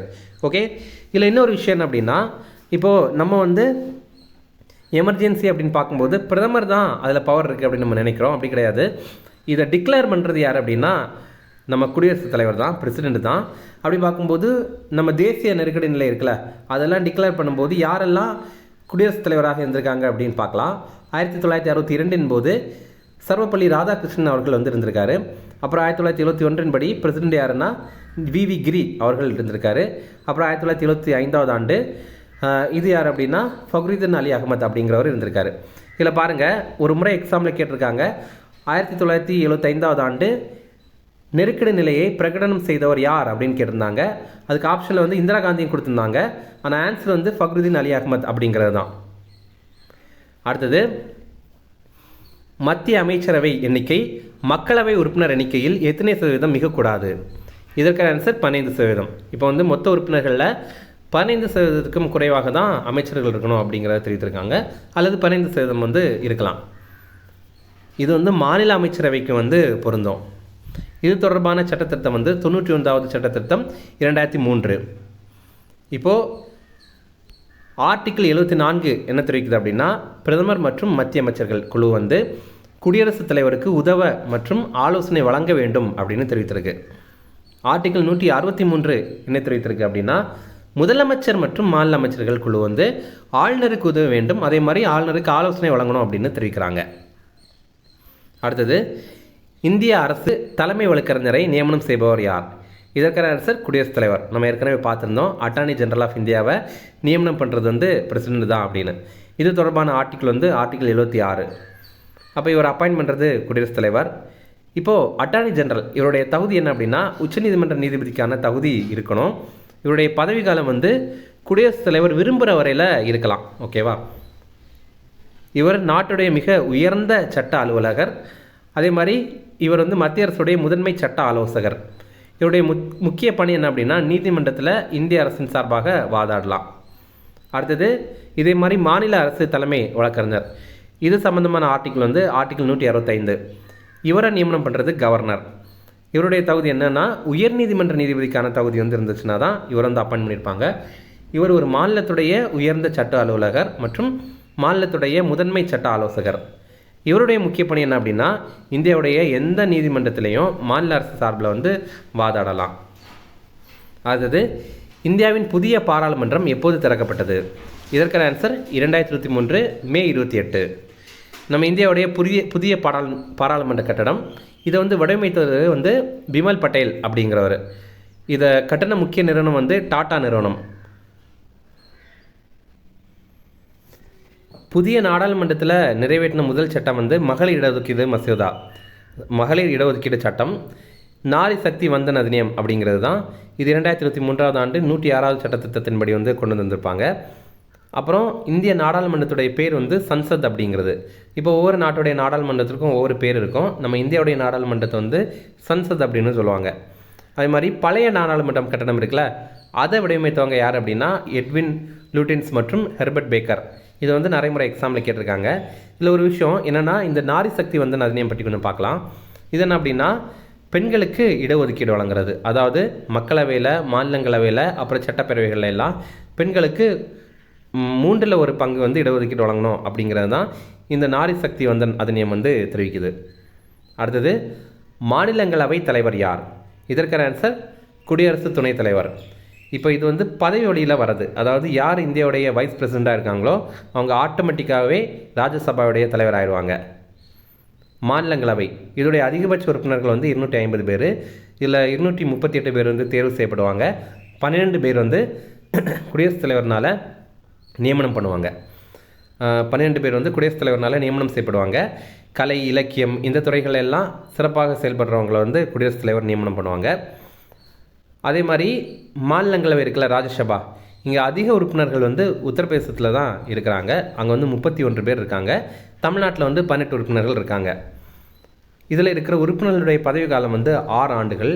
ஆனால் இதில் என்ன அப்படின்னா, 2 ஆண்டுகளுக்கு ஒரு முறை வந்து 3/1 உறுப்பினர்கள் வந்து பதவி விலகிட்டே இருப்பாங்க. ஓகேவா? அது வந்து அந்த மாதிரி இருக்கனால இது வந்து ஒரு பெர்மனன்ட் பாடி, ஒரு நிரந்தர அமைப்பு அப்படின்னு சொல்லுவாங்க. ஏன்னா எப்போவுமே அதில் வந்து உறுப்பினர்கள் இருந்துகிட்டே இருப்பாங்க. அதனால தான்.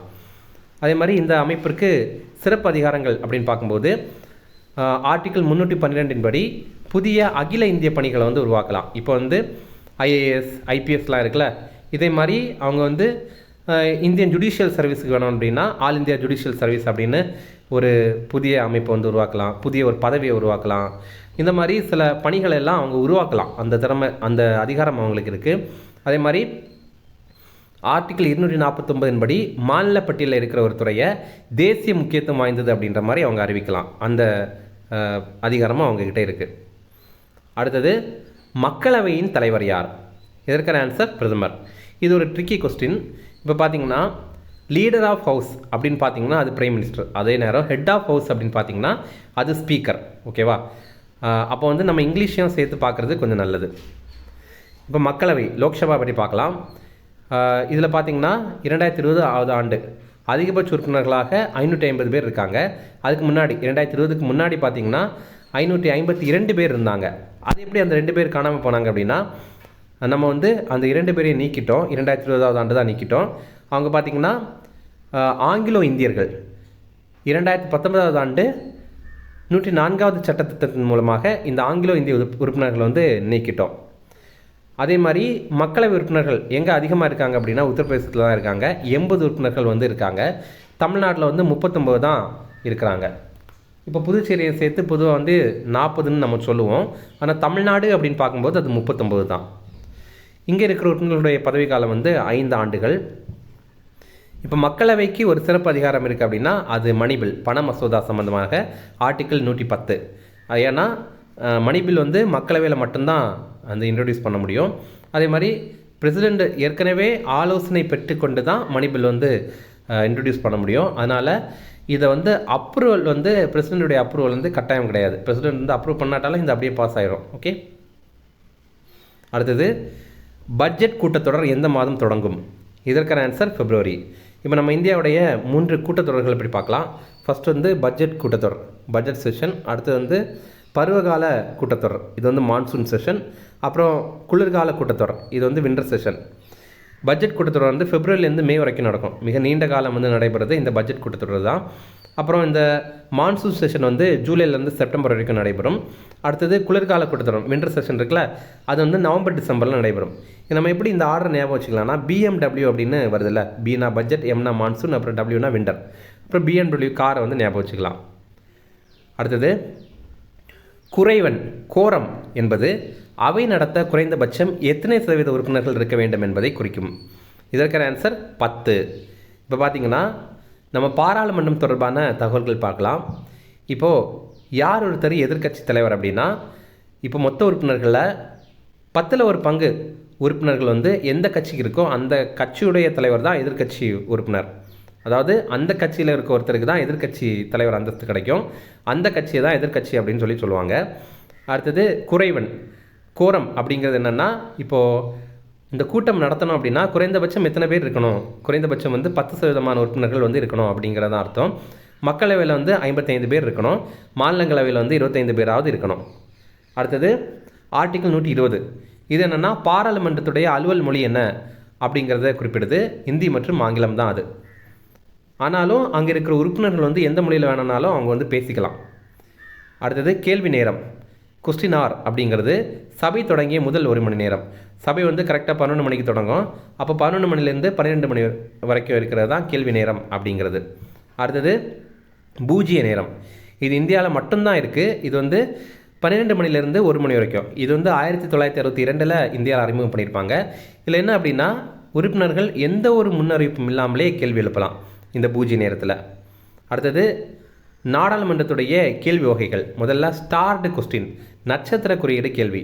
இது என்னென்னா அமைச்சர்கள் வந்து வாய்மொழி மூலமாக பதில் தெரிவிக்கலாம். அதே மாதிரி இப்போ கேள்வி கேட்குறவங்க துணை கேள்வி கூட எழுப்பிக்கலாம். அப்புறம் நட்சத்திர குறியிடப்படாத கேள்விகள், இது வந்து அன்ஸ்டார்டு கொஸ்டின் சொல்லுவாங்க. இது வந்து அமைச்சர்கள் எழுத்து மூலமாக தான் பதில் தரணும். அதே மாதிரி இதில் வந்து துணை கேள்வி வந்து கேள்வி கேட்குறவங்க எழுப்பக்கூடாது அப்படிங்கிறத தெரிஞ்சுக்கணும். அடுத்தது குறித்த கால அவகாச கேள்விகள். இது பார்த்திங்கன்னா இப்படி நான் ஒரு கொஸ்டின் கேட்க போகிறேன் அப்படின்ற மாதிரி கேள்வி கேட்குறவங்க 10 நாட்களுக்கு முன்னாடியே சபாநாயகர்கிட்ட வந்து வழங்கிடணும். இதில் அமைச்சர் வந்து வாய்மொழியாக தான் பதில் வழங்குவாங்க. அடுத்தது நம்ம நாடாளுமன்றத்தில் விப் அப்படிங்கிற ஒருத்தர் இருப்பார், கொறடா அப்படின்னு சொல்லுவாங்கள்ல, அவர் தான். இது என்ன அப்படின்னா ஒவ்வொரு கட்சியும் அவங்க கட்சி உறுப்பினர்களை கட்டுப்படுத்துறதுக்காக இந்த கொறடா அப்படிங்கிறவரை நியமனம் பண்ணுவாங்க. அடுத்தது பாராளுமன்ற கூட்டுக்கூட்டம் பற்றி குறிப்பிடும் விதி எது? இதற்கான ஆன்சர் ஆர்டிகிள் 108. பாராளுமன்ற கூட்டுக்கூட்டம் இது தொடர்பான ஆர்டிகிள் வந்து 108. இப்போ பார்த்திங்கன்னா ஒரு மசோதா இருக்குது, மக்களவையில் நிறைவேற்றம் பண்ணியிருக்காங்க. ஆனால் மாநிலங்களவையில் வந்து நிறைவேற்றம் பண்ண முடியலை. ஏன்னா அங்கே வந்து அதுக்கு யாரும் ஒப்புதல் வழங்கலை அப்படின்னு வச்சிங்களேன். இந்த மாதிரி ஒரு சுச்சுவேஷனில் வந்து கூட்டுக்கூட்டம் அப்படிங்கிறது நடத்துவாங்க. இந்த கூட்டுக்கூட்டத்தை கூட்டுறது யார் அப்படின்னா அது குடியரசுத் தலைவர். ஆனால் இந்த கூட்டுக்கூட்டத்திற்கு தலைமை தாங்கிறது யார் அப்படின்னா அது மக்களவையுடைய சபாநாயகர், லோக்சபாவுடைய ஸ்பீக்கர். இது வரைக்கும் நம்ம இந்தியாவில் 3 முறை கூட்டுக்கூட்டம் வந்து கூட்டியிருக்காங்க. முதல்ல பார்த்திங்கன்னா வரதட்சணை தடுப்பு சட்ட மசோதா இது நிறைவேற்றுறதுக்காக 1961. அடுத்தது வங்கி பணியாளர் தேர்வாணையத்தை நீக்கிறதுக்கான மசோதா, இது வந்து 1978. அடுத்தது தீவிரவாத தடுப்பு சட்ட மசோதா பொட்டா, அதாவது இந்த ப்ரிவென்ஷன் ஆஃப் டெரரிஸ்ட் ஆக்ட் அப்படின்னு ஒரு ஆக்ட் இருக்குல்ல, அதுதான். அது வந்து 2002 நிறைவேற்றம் பண்ணுறதுக்காக கூட்டுக்கூட்டத்தை வந்து கூட்டியிருந்தாங்க. அடுத்தது பட்ஜெட் என்ற சொல் எந்த மொழி சொல்? இதற்கான ஆன்சர் ஃப்ரெஞ்சு. இப்போ பார்த்தீங்கன்னா பட்ஜெட் தொடர்பான ஆர்டிக்கிள் வந்து ஆர்டிக்கிள் 112. ஓகேவா? ஆண்டு நிதிநிலை அறிக்கை அப்படிங்கிறது தான் பட்ஜெட். இப்போது நம்ம இந்திய அரசியலமைப்பில் வந்து பட்ஜெட் அப்படிங்கிற வார்த்தையே கிடையாது. பட்ஜெட் அப்படிங்கிறது ஒரு ஃப்ரெஞ்சு மொழி சொல். நம்ம இந்திய அரசியலமைப்பில் வந்து ஆனுவல் ஃபினான்ஷியல் ஸ்டேட்மெண்ட், அதாவது ஆண்டு நிதிநிலை அறிக்கை அப்படிங்கிறது தான் குறிப்பிட்டிருக்காங்க. ஓகேவா? நாடாளுமன்றத்தில் பட்ஜெட்டை தாக்கல் பண்ணுறது யார் அப்படின்னா மத்திய நிதியமைச்சர். பட்ஜெட் நாள் எப்போ அப்படின்னா பிப்ரவரி மாதத்துடைய முதல் நாள் தான் இப்போ வந்து பட்ஜெட் நாளாக இருக்குது. அடுத்தது முக்கியமான ஒரு விஷயம் என்னென்னா ரயில்வே பட்ஜெட்டையும் பொது பட்ஜெட்டையும் எப்போ பிரித்திருந்தாங்க அப்படின்னா 1924 பிரித்திருந்தாங்க. 2017 அதை சேர்த்திருந்தாங்க. அடுத்தது உச்சநீதிமன்றத்தின் முதல் தலைமை நீதிபதி யார்? இதற்கான ஆன்சர் எலிஜா இம்பே. இப்போ பார்த்தீங்கன்னா உச்சநீதிமன்றம் சம்மந்தமான கொஸ்டின்ஸ் பார்க்கலாம். முதல்ல ஆங்கிலேய ஆட்சி காலத்தில் 1774 கல்கத்தா உச்சநீதிமன்றம் வந்து அமைத்திருந்தாங்க. அப்போது முதல் தலைமை நீதிபதியாக ஆங்கிலேய அதிகாரியான எலிஜா இம்பே இருந்தார். அப்புறம் இந்தியாவை சேர்ந்த உச்சநீதிமன்ற முதல் தலைமை நீதிபதி யார் அப்படின்னா ஹரிலால் கனியா அப்படிங்கிறவர். ஓகே, இந்திய உச்சநீதிமன்றம் இது தொடர்பான ஆர்டிக்கிள் வந்து 124. இந்திய உச்சநீதிமன்றம் வந்து 1950 ஜனவரி 28 தொடங்கியிருந்தாங்க. இது வந்து டெல்லியில் தான் அமைத்திருக்காங்க, கல்கத்தாவில் கிடையாது. இப்போ வந்து டெல்லியில் அமைத்திருக்காங்க. இப்போது இருக்கிற அனுமதிக்கப்பட்ட நீதிபதிகள் வந்து 33+1. அந்த 1 அப்படிங்கிறது நம்ம உச்சநீதிமன்ற தலைமை நீதிபதியை தான் குறிப்பிடுது. அதே மாதிரி ரொம்ப முக்கியமான கொஸ்டின், அடிப்படை உரிமைகளுடைய பாதுகாவலர் யார் அப்படிங்கிறது எக்ஸாமில் கேட்டிருக்காங்க. அது யாருன்னா உச்சநீதிமன்றம் தான். அதே மாதிரி அரசியலமைப்பு சட்டத்தின் பாதுகாவலர் யார் அப்படின்னு கேட்டிங்கன்னா அதுவுமே உச்சநீதிமன்றம் தான். அதுவுமே கொஸ்டினில் கேட்டிருக்காங்க. Who is the guardian of constitution அப்படின்னு கேட்டிருக்காங்க. ஓகே, அது உச்சநீதிமன்றம் தான். அடுத்தது உச்சநீதிமன்றத்திற்கு ஒரு சிறப்பு அதிகாரம் இருக்குது. என்னென்னா ஆர்டிகிள் 142 முழுமையான நீதி அப்படிங்கிறது. என்னென்னா நீதி வழங்குறதுல தாமதம் ஏற்பட்டுச்சு அப்படின்னா அவங்களே இதில் தலையிட்டு, அதாவது உச்சநீதிமன்றமே தலையிட்டு முழுமையான நீதி அப்படிங்கிறத வழங்கலாம். இப்போது ரீசெண்டாக பார்த்தீங்கன்னா பேரறிவாளன் இருக்கார்ல, அவருக்கு அந்த மாதிரி தான் ஆர்டிகல் 142 படி தான் விடுதலை வந்து வழங்கியிருந்தாங்க. அடுத்தது உயர் நீதிமன்றம் பற்றி பார்க்கலாம். முதல்ல 1862 ஆண்டு 3 உயர் நீதிமன்றங்கள் அமைத்திருந்தாங்க. மெட்ராஸ், பம்பாய் மற்றும் கல்கத்தா. மெட்ராஸ் உயர்நீதிமன்றத்துடைய கிளை வளாகம் இது வந்து மதுரையில் அமைத்திருந்தாங்க. இது 2004 ஆண்டு அமைத்திருந்தாங்க. அப்படி பார்க்கும்போது இந்தியாவுடைய மிக பெரிய நீதிமன்ற வளாகம், அதாவது அந்த வளாகம் இருக்குல்ல, அது பார்த்திங்க அப்படின்னா அது மதுரையில் இருக்க அந்த மெட்ராஸ் உயர்நீதிமன்றத்துடைய கிளை வளாகம் தான். உலகத்துடைய 2வது மிக பெரியது தான் இது. அப்போ முதல் எது அப்படின்னா லண்டனில் இருக்குது. இந்தியாவுடைய மிகப்பெரிய உயர்நீதிமன்றம் எது அப்படின்னா அது அலகாபாத் உயர்நீதிமன்றம், உத்தரப்பிரதேசத்தில் இருக்குது. அலகாபாத் தான் இப்போ பிரயாக்ராஜ்னு பேர் மாட்டிட்டாங்க.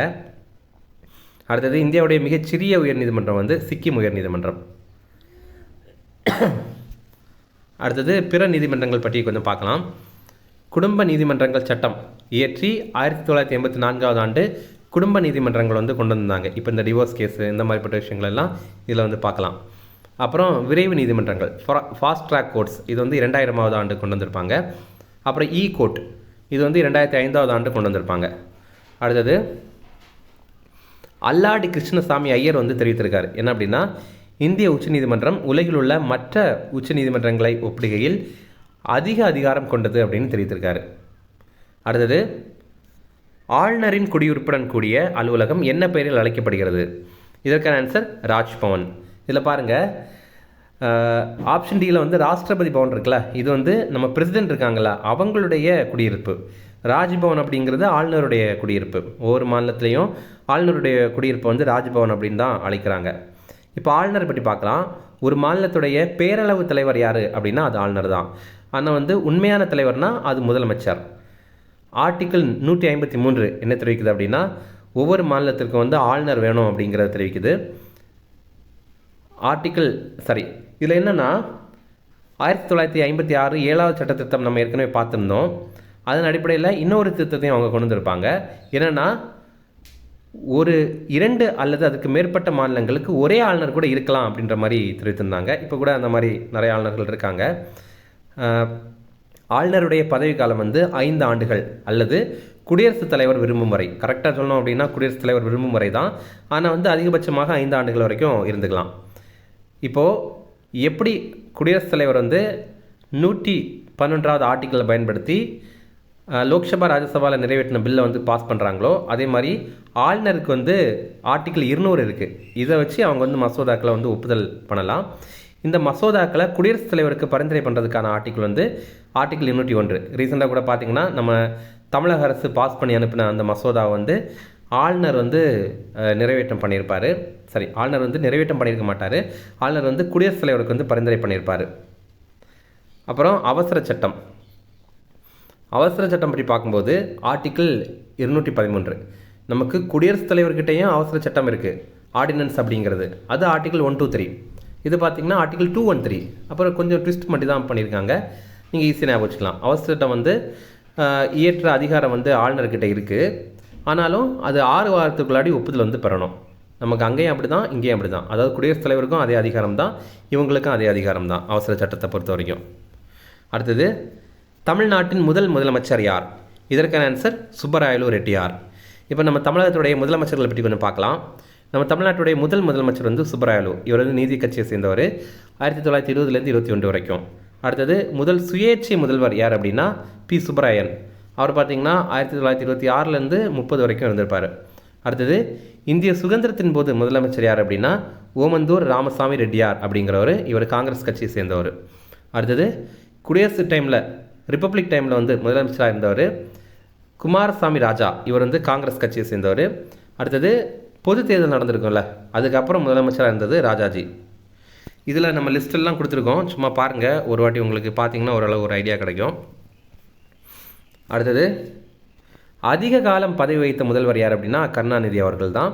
அதே நேரம் தொடர்ந்து நீண்ட காலம் பதவி வகித்தவர் வந்து எம்ஜிஆர் அவர்கள்.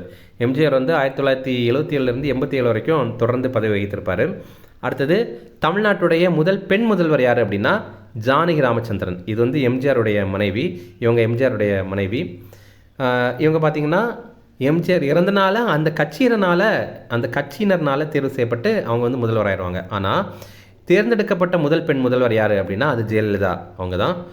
அதிக முறை முதல்வராக இருந்தவங்களும் ஜெயலலிதா தான். 6 முறை இருந்திருக்காங்க. அப்போ அதிக காலம், அதாவது அதிக நாட்கள் அப்படின்னு பார்த்தீங்கன்னா அது கருணாநிதி அவர்கள். அதிக முறை அப்படின்னு பார்க்கும்போது அது வந்து ஜெயலலிதா அவர்கள். அடுத்தது, இந்தியாவின் முதல் காங்கிரஸ் கட்சி சாராத பிரதமர் யார்? இதற்கான ஆன்சர் மொரார்ஜி தேசாய். இந்த படத்தில் பார்த்தீங்கன்னா நம்ம வந்து இந்தியாவுடைய பிரதமர்களுடைய லிஸ்ட் வந்து கொடுத்துருக்கோம். இது ஒரு வாட்டி பார்த்து வச்சிங்க. ஏன்னா எக்ஸாமில் எல்லாம் முதல் பிரதமர் யார், 3வது பிரதமர் யார், 5வது பிரதமர் யார், இதெல்லாம் கேட்குறாங்க. ஓகே, இப்போ பார்த்தீங்கன்னா இந்தியாவுடைய பிரதமர்கள் பற்றி பார்க்கலாம். இந்தியாவில் நீண்ட காலம் பதவி வைத்தவர் வந்து ஜவஹர்லால் நேரு. ஆனால் இவர் வந்து பதவியில் இருக்கும்போதே மரணம் அடைந்துட்டார். அப்படி பார்க்கும்போது பதவியில் இருக்கும்போதே மரணம் அடைந்த முதல் பிரதமர் யார் அப்படின்னா அது ஜவஹர்லால் நேரு தான். அடுத்தது, முதல் முறையாக நம்பிக்கை இல்லாத தீர்மானத்தை எதிர்கொண்டவரும் ஜவஹர்லால் நேரு தான். அடுத்தது, ஜெய் ஜவான் ஜெய் கிஷான் அப்படிங்கிற முழக்கம் எந்த பிரதமருடையது அப்படின்னா லால் பகதூர் சாஸ்திரி உடையது. அடுத்தது, இந்தியாவுடைய முதல் பெண் பிரதமர் வந்து இந்திரா காந்தி. அதே மாதிரி தேர்தலில் தோல்வி அடைந்த முதல் பிரதமரும் இந்திரா காந்தி தான். அடுத்தது, காங்கிரஸ் அல்லாத முதல் பிரதமர், அதே மாதிரி முதலில் ராஜினாமா செய்த பிரதமர், அதே மாதிரி மிகவும் வயதான பிரதமர் யார் அப்படின்னா அது மொரார்ஜி தேசாய். 81 வயதில் தான் பிரதமராக இருந்தார். அடுத்தது, மிக இள வயது பிரதமர் வந்து ராஜீவ்காந்தி. 40 வயதிலேயே வந்து பிரதமர் ஆயிட்டார். அடுத்தது, தென்னிந்தியாவிலிருந்து தேர்ந்தெடுக்கப்பட்ட முதல் பிரதமர் வந்து டிவி நரசிம்மராவ். இவர் வந்து இந்திய பொருளாதார சீர்திருத்தத்தின் தந்தை அப்படின்னு அறியப்படுறாரு. இவர் வந்து ஆந்திர பிரதேசத்தை சேர்ந்தவர். அடுத்தது, மாநிலங்களவை உறுப்பினராக இருந்து பிரதமராக தேர்வு செய்யப்பட்டவர், அதாவது ராஜ்யசபா எம்பியாக இருந்து பிரதமராக தேர்வு செய்யப்பட்டவர் வந்து மன்மோகன் சிங் அவர்கள். அதே மாதிரி பார்த்திங்கன்னா இவரை பற்றி பார்த்திங்கன்னா மன்மோகன் சிங் பற்றி பார்த்திங்கன்னா இவர் ஆர்பிஐ இருக்குல்ல, ரிசர்வ் பேங்க் ஆஃப் இந்தியா, அதோடைய 15வது ஆளுநர். அப்புறம் முதல் சீக்கிய பிரதமர் இவர் தான். அதே மாதிரி நரசிம்மராவ் அமைச்சரவையில் நிதியமைச்சராக கூட இருந்திருக்காரு. இவர் வந்து இப்போ ரீசெண்டாக மரணம் அடைந்திருக்காரு. அடுத்தது, சர்வதேச குழந்தைகள் ஆண்டு எது? இதற்கான ஆன்சர் 1979. இப்போ பார்த்தீங்கன்னா குழந்தைகள் மேம்பாடு தொடர்பாக பார்க்கலாம். தேசிய குழந்தைகள் உரிமைகள் பாதுகாப்பு ஆணையம் இது 2007வது ஆண்டு உருவாக்கியிருந்தாங்க. சர்வதேச குழந்தைகள் ஆண்டு 1979 வந்து உருவாக்கியிருப்பாங்க. அப்புறம் பாலியல் வன்கொடுமையிலிருந்து குழந்தைகளை பாதுகாக்கும் சட்டம், போக்சோ சட்டம் இருக்குல்ல, இது வந்து 2012வது ஆண்டு கொண்டு வந்திருப்பாங்க. தேசிய குழந்தை தொழிலாளர்கள் கொள்கை இது வந்து 1987 வந்து கொண்டு வந்திருப்பாங்க. அப்புறம் சைல்டு ஹெல்ப்லைன், அதாவது இந்த குழந்தைங்களுக்கு ஏதாவது ஒரு பிரச்சனை அப்படின்னா இந்த ஃபோன் நம்பரை வந்து கால் பண்ணி பேசிக்கலாம், 1098 அப்படிங்கிறது தான். அடுத்தது, டாக்டர் முத்துலட்சுமி ரெட்டி மகப்பேறு உதவி திட்டம் எந்த ஆண்டு கொண்டு வரப்பட்டது? இதற்கான ஆன்சர் 1989. இது நம்ம வந்து தமிழ்நாடு அரசினால் கொண்டு வரப்பட்ட ஒரு திட்டம் இது. இதில் என்ன அப்படின்னா மொத்தமாக 18,000 வந்து கருவுற்ற பெண்மணிகளுக்கு வந்து கொடுப்பாங்க.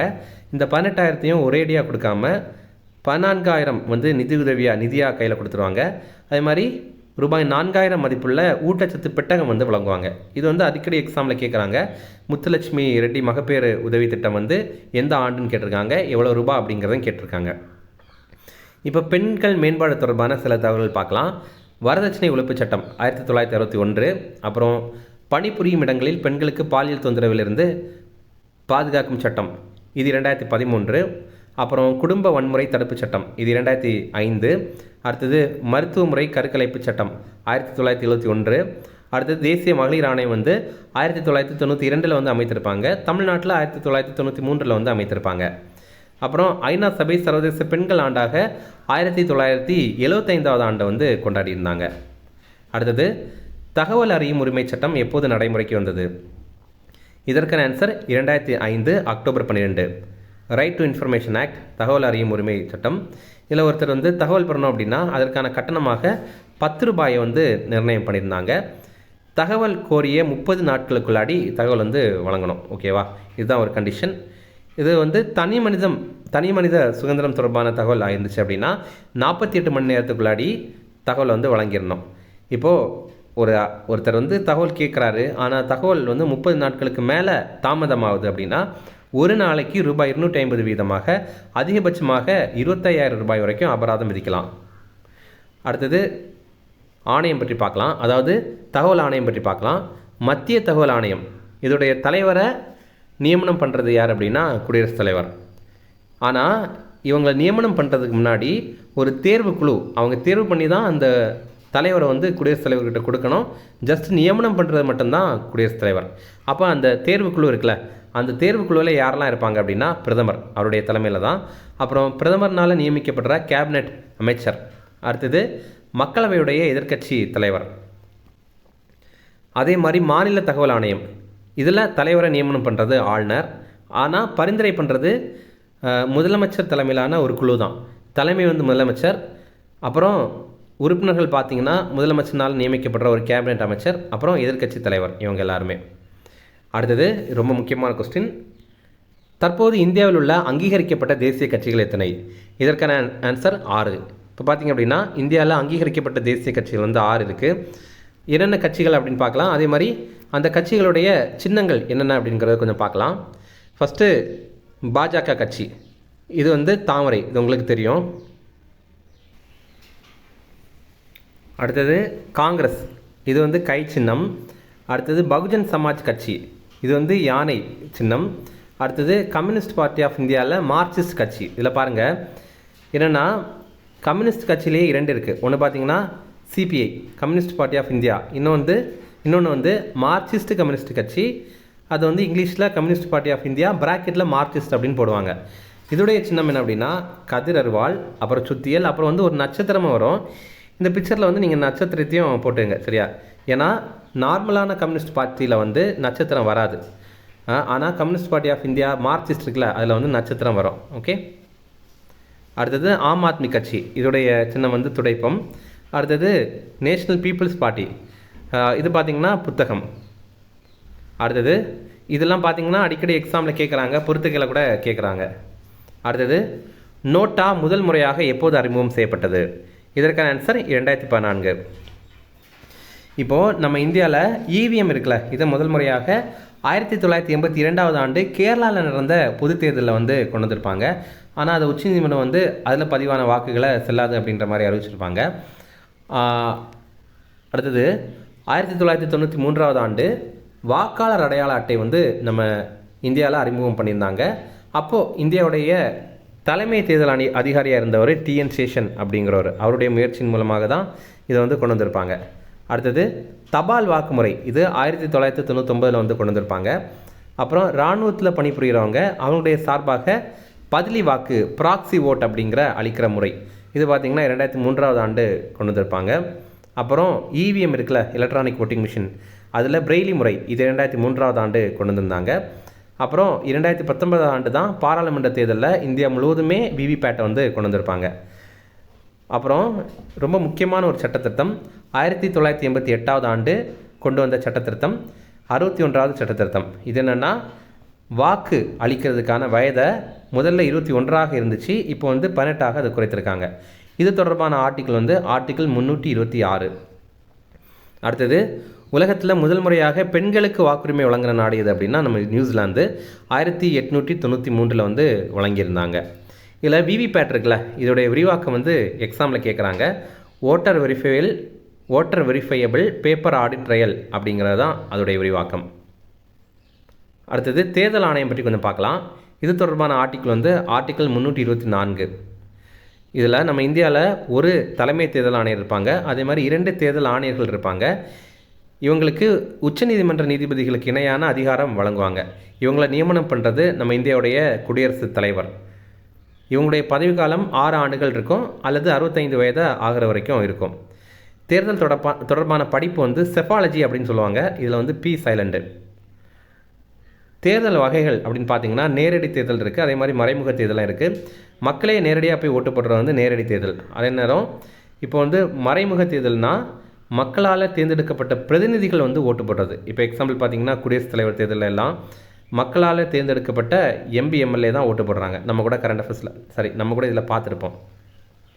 அடுத்தது தேர்தல் ஆணையம் நம்ம இந்தியாவில் 1950 ஜனவரி 25 தொடங்கியிருந்தாங்க. அதனால தான் இந்த தினத்தை வந்து நம்ம வந்து தேசிய வாக்காளர் தினமாக கடைபிடிக்கிறோம். அப்போ தேசிய வாக்காளர் தினம் வந்து ஜனவரி 25.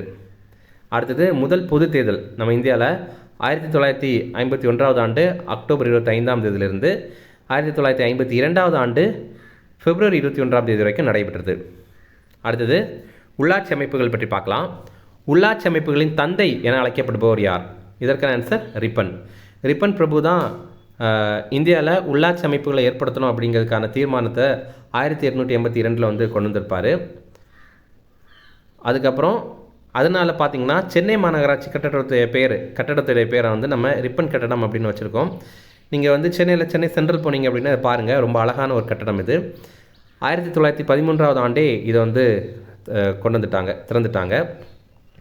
அதுக்கப்புறம் இந்தியா கிராமங்களில் வாழ்கிறது அப்படின்னு சொன்னது மகாத்மா காந்தி. ஆனால் கிராமங்கள் என்பது அறியாமை மற்றும் வகுப்புவாதத்தின் இருப்பிடம் அப்படின்னு சொன்னது அம்பேத்கர். அதே மாதிரி நம்ம தமிழ்நாட்டில் பார்த்திங்க அப்படின்னா உள்ளாட்சி நிர்வாகம் சம்பந்தமாக ஒரு விஷயம் இருக்குது. என்னென்னா சோழர் கால குடவோலை முறை, இது வந்து 1ஆம் பராந்தக சோழன் காலத்தில் வந்து இருந்திருக்கு. இதற்கான சான்று வந்து காஞ்சிபுரம் மாவட்டத்தில் உத்திரமேரூர் கல்வெட்டில் வந்து இருக்குது. அடுத்தது, எந்த குழுவின் அறிக்கை பஞ்சாயத்து ராஜ் அமைப்பின் மகாசாசனம் என அழைக்கப்படுகிறது? இதற்கான ஆன்சர் பல்வந்த் ராய் மேத்தா. இப்போ பார்த்தீங்கன்னா பல்வந்த் ராய் மேத்தா, இப்போ நம்ம வந்து பஞ்சாயத்து ராஜ் அமைப்பு இருக்குல்ல, அது தொடர்பான குழுக்கள் இருக்குது. அது சம்மந்தமாக அடிக்கடி எக்ஸாமில் கேட்குறாங்க. ஒவ்வொரு குழு அது எப்போ உருவாக்கியிருந்தாங்க, அதோடைய பரிந்துரை என்ன அப்படிங்கிறத மட்டும் பார்க்கலாம். ஃபஸ்ட்டு பல்வந்த் ராய் மேத்தா குழு, இது 1953 உருவாக்கியிருந்தாங்க. 57 வந்து அறிக்கையை சமர்ப்பணம் பண்ணிட்டாங்க. இந்த குழுவுடைய அறிக்கையை தான் பஞ்சாயத்து ராஜ் அமைப்புடைய மகாசாசனம் அப்படின்னு சொல்கிறாங்க. இந்த குழு என்ன சொல்லுது அப்படின்னா 3 அடுக்கு பஞ்சாயத்து முறையை நம்ம வந்து ஃபாலோ பண்ணலாம் அப்படின்னு தெரிவிக்கிறாங்க. கிராம அளவில் கிராம பஞ்சாயத்து, அப்புறம் வட்டார அளவில் பஞ்சாயத்து சமிதி, அடுத்தது மாவட்ட அளவில் ஜில்லா பரிஷத், அது வந்து சொல்கிறாங்க. நம்ம இந்தியாவில் முதல் பஞ்சாயத்து அமைப்பு ராஜஸ்தானில் நாகூர் மாவட்டத்தில் தான் கொண்டு வந்திருந்தாங்க. ஜவஹர்லால் நேரு தான் போய் தொடங்கி வைத்திருந்தார். 1959 அக்டோபர் 2 தொடங்கி வைத்தார். அக்டோபர் 2 அப்படிங்கிறது காந்தி ஜெயந்தி, காந்தியுடைய பிறந்தநாள். அடுத்தது, இந்தியாவுடைய முதல் மாநகராட்சி வந்து மெட்ராஸ் மாநகராட்சி. இது அடிக்கடி எக்ஸாமில் கேட்டிருக்காங்க.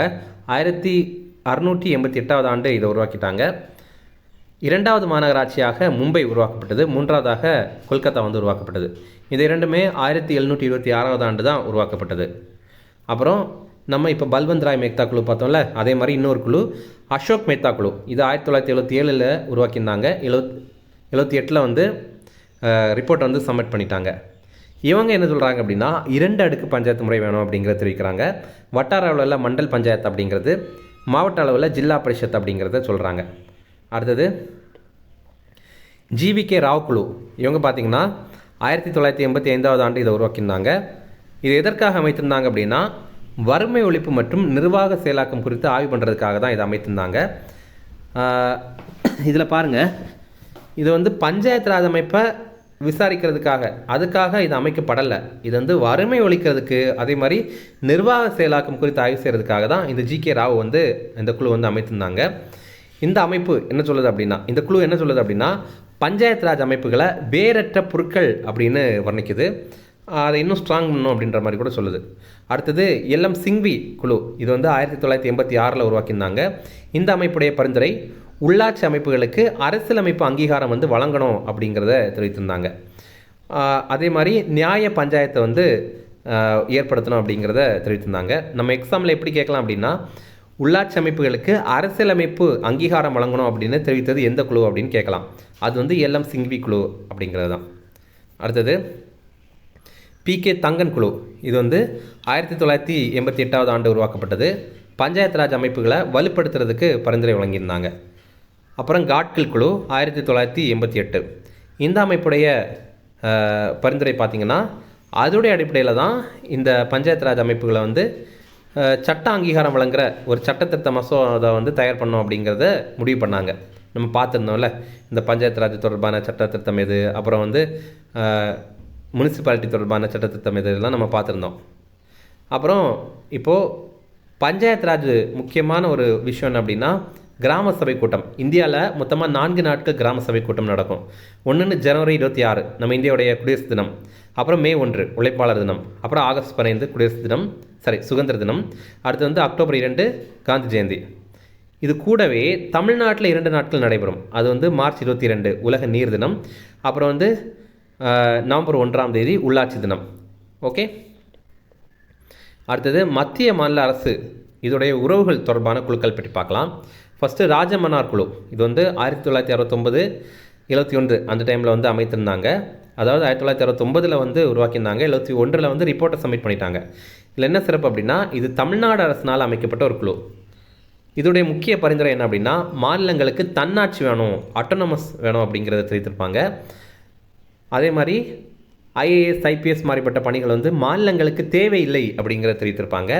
அதே மாதிரி ஆர்டிக்கிள் 263 படி மாநிலங்களுக்கு இடையில் இருக்கிற பிரச்சனைகளை தீர்வு பண்ணுறதுக்காக குழு வந்து உருவாக்கணும், இன்டர் ஸ்டேட்ஸ் கவுன்சில் வந்து உருவாக்கணும் அப்படிங்கிறத தெரிவித்திருப்பாங்க.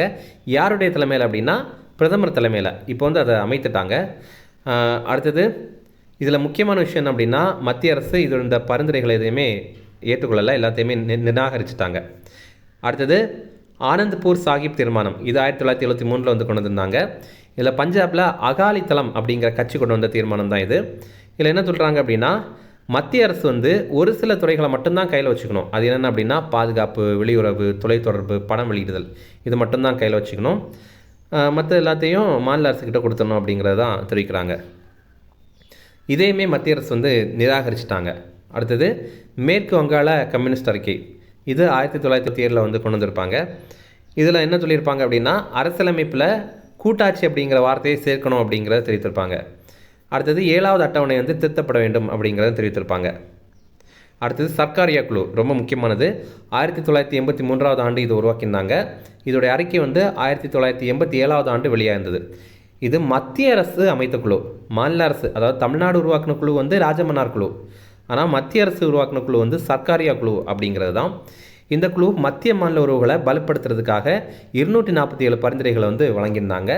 இதில் 180 பரிந்துரைகளை வந்து நடைமுறை பண்ணிட்டாங்க.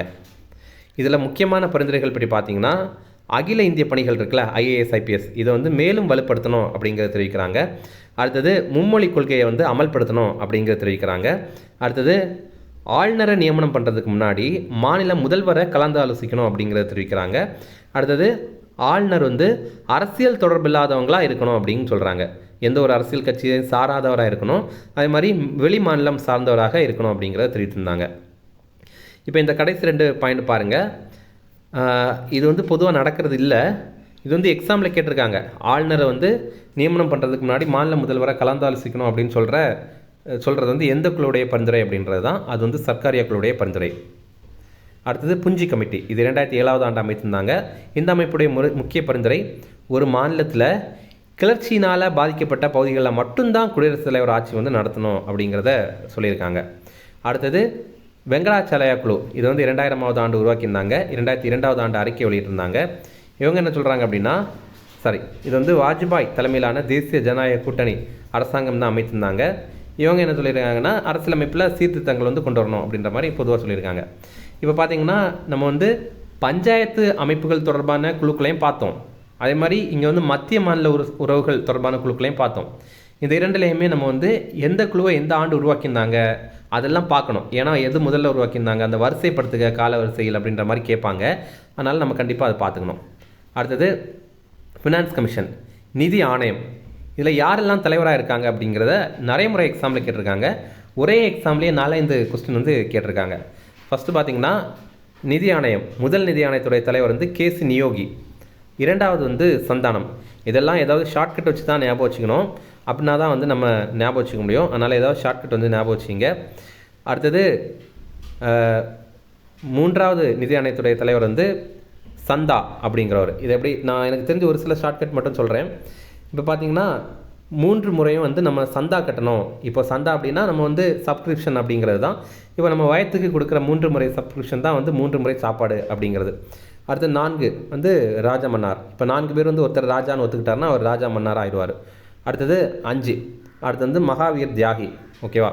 இப்போ எப்படி ஞாபகம் வச்சுக்கலாம், நம்ம கை வந்து அதிகமாக உழைக்குதுல்ல, கையில் வந்து 5 விரல் இருக்குல்ல, அப்போ கை வந்து ஒரு பெரிய தியாகி அப்படின்னு சொல்லலாம். அடுத்தது 6 வந்து பிரம்மானந்த ரெட்டி, அப்புறம் 7 வந்து KM ஷெலாட், அப்புறம் 8 வந்து சவான். இப்போ பார்த்தீங்கன்னா இது வந்து லைசன்ஸ் வாங்கணுன்னா நம்ம 8 போடணும்ல, அப்போ ஒருத்தவங்க 8 போட்டே வந்து சாவாங்க அப்படின்னு ஞாபகம் வச்சுக்கலாம். 8 போட்டே கஷ்டப்படுவாங்கன்னு சொல்கிறது தான் 8 போட்டே சாவறான் அப்படின்ற மாதிரி சொல்லுவோம்ல, அதுதான். அடுத்தது 9, இது வந்து சால்வே அப்படிங்கிறவங்க. இது எப்படி ஞாபகம் வச்சுக்கலாம்னா, இப்போ 9னா நம்ம திருநங்கை அந்த மாதிரி சொல்லுவோம்ல, அப்போ திருநங்கைகளை வந்து வாழ்த்தணும் எப்படின்னா சால்வை எல்லாம் போட்டு வாழ்த்தணும் அப்படிங்கிறது. அப்புறம் 10 வந்து பந்து, இது ஈஸியாக ஞாபகம் வச்சுக்கலாம். அப்புறம் 11 வந்து குஸ்ரோ, 12 வந்து ரங்கராஜன், அடுத்தது 12 வந்து விஜய் கேல்கர், அடுத்தது 14 வந்து ஒய்வி ரெட்டி. இங்கே பாருங்கள் 6 வந்து பிரம்மானந்த ரெட்டி, 14 வந்து ஒய்வி ரெட்டி. ஓகேவா. 15வதாக என்கே சிங் அப்படிங்கிறவர் இருந்தார். இப்போ 16வது நிதி ஆணையத்தை அமைத்துட்டாங்க. அதோடைய தலைவர் யார் அப்படின்னா அரவிந்த் பணக்காரியா அப்படிங்கிறவர் தான். அடுத்தது மத்திய மாநில உறவுகளில் ரொம்ப முக்கியமானது வந்து வரி விதிப்பு பற்றி. இதில் வந்து 3 ஆர்டிக்கிள் ரொம்ப முக்கியமானது. அது வந்து அடிக்கடி எக்ஸாமில் கேட்டிருக்காங்க. முதல்ல ஆர்டிக்கிள் 268. இதன்படி பார்த்திங்க அப்படின்னா சில வரிகள் இருக்குது. இந்த வரியில் வரி விதிக்கிறது மத்திய அரசு, வரியை வசூல் பண்ணுறது மாநில அரசு, அதை பயன்படுத்துறது மாநில அரசு. அப்புறம் ஆர்டிக்கிள் 269 இதில் பார்த்திங்கன்னா வரி விதிக்கிறது மத்திய அரசு, வரி வசூல் பண்ணுறது மத்திய அரசு, ஆனால் அதை பயன்படுத்துறது மாநில அரசு. அடுத்தது ஆர்டிக்கிள் 270 இது பார்த்திங்கன்னா வரி விதிக்கிறது மத்திய அரசு, வசூல் பண்ணுறது மத்திய அரசு, பயன்படுத்துறது மத்திய அரசும் மாநில அரசும் பிரித்து பயன்படுத்துகிறாங்க. அடுத்தது இப்போது ரீசெண்டாக பார்த்திங்க அப்படின்னா ஆர்டிக்கிள் 269 இது வந்து ஜிஎஸ்டி தொடர்பானது, சரக்கு மற்றும் சேவைகள் வரி தொடர்பானது. 2016வது ஆண்டு 101வது சட்ட திட்டத்தின்படி இதை கொண்டு வந்திருப்பாங்க. அடுத்தது முக்கியமான ஆணையங்கள் இதை எப்போ உருவாக்கியிருந்தாங்க அப்படின்னு பார்க்கலாம். தேசிய சிறுபான்மையினர் ஆணையம் இது 1993 அமைத்துட்டாங்க. தேசிய குழந்தைகள் உரிமைகள் பாதுகாப்பு ஆணையம் இது 2007வது ஆண்டு அமைத்திருந்தாங்க. அடுத்தது தேசிய தாழ்த்தப்பட்டோர் ஆணையம் இது 2005வது ஆண்டு உருவாக்கியிருந்தாங்க. இது தொடர்பான ஆர்டிக்கிள் வந்து 338. அதே மாதிரி தேசிய பழங்குடியினர் ஆணையம் இது 2004வது ஆண்டு உருவாக்கிட்டாங்க. இது தொடர்பான ஆர்டிக்கிள் 338A. அடுத்தது தேசிய பிற்படுத்தப்பட்டோர் ஆணையம் இது வந்து 1993 அமைத்துட்டாங்க. இது தொடர்பான ஆர்டிக்கிள் வந்து ஆர்டிக்கிள் 338B. அடுத்தது இப்போ நம்ம வந்து ஒவ்வொரு அதிகாரிகளுடைய குறைந்தபட்ச வயது தகுதி என்ன அப்படின்னு பார்க்கலாம். ஒருத்தங்க குடியரசுத் தலைவர் ஆகணும் அப்படின்னா 35 வயது குறைந்தபட்ச வயது தகுதி. குடியரசு துணைத் தலைவருக்கும் 35 தான், ஆளுநருக்கும் 35 தான். ஆனால் மாநிலங்களவை உறுப்பினர் இருக்குல்ல, ராஜ்யசபா எம்பி, அதற்கான குறைந்தபட்ச வயது தகுதி வந்து 30. அடுத்தது மாநில சட்ட மேலவை உறுப்பினர் லெஜிஸ்லேட்டிவ் கவுன்சில் இருக்குல்ல, அதோடைய மெம்பர்ஸ் இருக்காங்கல்ல, அவங்களுக்கும் 30. அடுத்தது மக்களவை உறுப்பினர் இதுக்கு வந்து பார்த்திங்கன்னா 25. அடுத்தது பிரதமர் இதுக்கும் 25. அடுத்தது சட்டப்பேரவை உறுப்பினர் வந்து 25. இதில் ஒரு விஷயம் பார்த்திங்க அப்படின்னா இப்போது மக்களவை உறுப்பினர் இருக்காங்கல்ல, எம்பி, லோக்சபா எம்பி, இவங்களுடைய வயது தகுதி 25. எம்பியில் ஒருத்தர் தானே அமைச்சர் ஆகிறாரு, அப்போ அமைச்சருக்கான வயது தகுதியும் 25 தான். அப்படி பார்க்கும்போது அமைச்சரில் ஒருத்தர் தானே பிரதம அமைச்சர், அவருடைய வயது தகுதியும் 25 தான். அதே மாதிரி சட்டப்பேரவை உறுப்பினர் எம்எல்ஏ இவங்களுடைய வயது தகுதி வந்து 25. இப்போது எம்எல்ஏல ஒருத்தர் தானே நம்ம மாநில அமைச்சராக இருப்பாங்க, அதே மாதிரி மாநில அமைச்சரில் ஒருத்தர் தானே முதல்வராக இருப்பாங்க. அப்படி பார்க்கும்போது அதற்கான வயது தகுதி 25 தான். அப்புறம் பஞ்சாயத்து மற்றும் நகராட்சி அமைப்புடைய உறுப்பினர்கள் இவங்களுடைய வயது தகுதி குறைந்தபட்சம் 21. அடுத்தது இப்போது யார் நியமனம் பண்ணுறாங்க, அவங்கள யார் பதவி பிரமாணம் பண்ணி வைக்கிறாங்க, அது கொஞ்சம் பார்க்கலாம். குடியரசுத் தலைவர் இவங்க வந்து தேர்தல் மூலமாக தேர்வு செய்யப்படுறாங்க. ஆனால் பதவி பிரமாணம் பண்ணி வைக்கிறது வந்து உச்சநீதிமன்ற தலைமை நீதிபதி. அடுத்தது குடியரசு துணைத் தலைவர் இவங்களையும் தேர்தல் மூலமாக தான் நியமனம் பண்ணுறாங்க. இவங்களுக்கு வந்து பதவி பிரமாணம் வைக்கிறது குடியரசுத் தலைவர். பிரதமர் இவங்க வந்து நியமனம் பண்ணுறது குடியரசுத் தலைவர். இப்போ உங்களுக்கு ஒரு சந்தேகம் வரலாம், எப்படின்னா பிரதமர் வந்து தேர்தல் மூலமாக தானே தேர்வு செய்யப்படுறாங்க, அப்போ எப்படி வந்து நியமனம் பண்ணுறாங்க அப்படின்னா, இப்போ வந்து தேர்தலில் வந்து ஒரு எம்பி தான் தேர்வு செய்யப்படுறாரு, அந்த எம்பியை அமைச்சராகவே நியமனம் பண்ணுறது குடியரசுத் தலைவர் தான். அதே மாதிரி அந்த எம்பியை பிரதமராக நியமனம் பண்ணுறது குடியரசுத் தலைவர் தான். அப்போ பிரதமரை நியமனம் பண்ணுறது வந்து குடியரசுத் தலைவர், பதவி பிரமாணம் பண்ணி வைக்கிறது குடியரசுத் தலைவர் தான். அடுத்தது உச்சநீதிமன்ற தலைமை நீதிபதி இவங்களை நியமனம் பண்ணுறது குடியரசுத் தலைவர் தான். அதே மாதிரி பதவி பிரமாணம் பண்ணி வைக்கிறதும் குடியரசுத் தலைவர் தான். அடுத்தது உச்சநீதிமன்ற நீதிபதிகள் அவங்களே நியமனம் பண்ணுறது குடியரசுத் தலைவர் தான். ஆனால் பதவி பிரமாணம் பண்ணி வைக்கிறது வந்து மாநில ஆளுநர். ஓகேவா. உச்சநீதிமன்ற தலைமை நீதிபதி அப்படின்னா குடியரசுத் தலைவரே பதவி பிரமாணம் பண்ணி வச்சுருவாங்க. உயர்நீதிமன்ற நீதிபதிகளில் எல்லாருமே அவங்கள வந்து நியமனம் பண்ணுறது யாருன்னா குடியரசுத் தலைவர், ஆனால் வந்து பதவி பிரமாணம் பண்ணி வைக்கிறது மாநில ஆளுநர். அடுத்தது ஆளுநர், ஒரு மாநிலத்துடைய ஆளுநரை நியமனம் பண்ணுறது குடியரசுத் தலைவர், ஆனால் பதவி பிரமாணம் பண்ணி வைக்கிறது வந்து உயர்நீதிமன்ற தலைமை நீதிபதி. ஓகே. அடுத்தது ஒரு மாநிலத்துடைய முதல்வர் இவங்களை வந்து நியமனம் பண்ணுறது ஆளுநர், பதவி பிரமாணம் பண்ணி வைக்கிறது ஆளுநர் தான். அடுத்தது பதவிக்காலம். ஒவ்வொருத்தங்களுடைய பதவிக்காலம் என்னென்ன அப்படின்னு பார்க்கலாம். பிரதமருடைய பதவிக்காலம் வந்து பொதுவாக 5 ஆண்டுகள் தான். ஆனாலும் கரெக்டாக பார்த்திங்கன்னா குடியரசுத் தலைவர் வந்து விரும்பும் வரை அப்படிங்கிறது தான் கரெக்டு. அடுத்து முதலமைச்சர், இது பார்த்திங்கன்னா 5 ஆண்டுகள் தான். ஆனால் ஆளுநர் விரும்பும் வரை தான். ஒருவேளை மெஜாரிட்டி இல்லை அப்படின்னா ஆளுநர் எப்போ விரும்புகிறாங்களோ அப்போவே அவருடைய பதவியை வந்து விலக்கிடலாம். அடுத்தது குடியரசுத் தலைவருடைய பதவிக்காலம் வந்து 5 ஆண்டுகள். குடியரசு துணைத் தலைவருடைய பதவிக்காலமும் 5 ஆண்டுகள். மக்களவையுடைய அந்த லோக்சபா இருக்குல்ல, அதோடைய ஒருமுறை பதவிக்காலம் வந்து 5 ஆண்டுகள். அப்புறம் மாநிலங்களவையுடைய உறுப்பினர்கள் இருக்காங்களே, அவங்களுடைய பதவிக்காலம் வந்து 6 ஆண்டுகள். ஓகேவா, நம்ம பார்த்துருந்தோம் 1/3 வந்து 2 ஆண்டுகளுக்கு ஒரு முறை வந்து ரிசைன் ஆகிடுவாங்க, ரிட்டையர் ஆவாங்க அப்படிங்கிற நம்ம பார்த்துருந்தோம். அடுத்தது தலைமை கணக்கு தணிக்கையாளர், இவருடைய பதவிக்காலம் வந்து 6 ஆண்டுகள் அல்லது 65 வயது ஆகிறவரை. அப்புறம் ஆளுநர், இவருடைய பதவிக்காலம் வந்து குடியரசுத் தலைவர் விரும்பும் வரை தான். பொதுவாக 5 ஆண்டுகள் தான். ஆனால் குடியரசுத் தலைவர் வந்து எப்போ வேணாலும் நிற்கிடலாம். அடுத்தது யூபிஎஸ்சி அமைப்புடைய தலைவர் மற்றும் உறுப்பினர்கள், இவங்களுடைய பதவிக்காலம் 6 ஆண்டுகள் அல்லது 65 வயது ஆகும் வரை.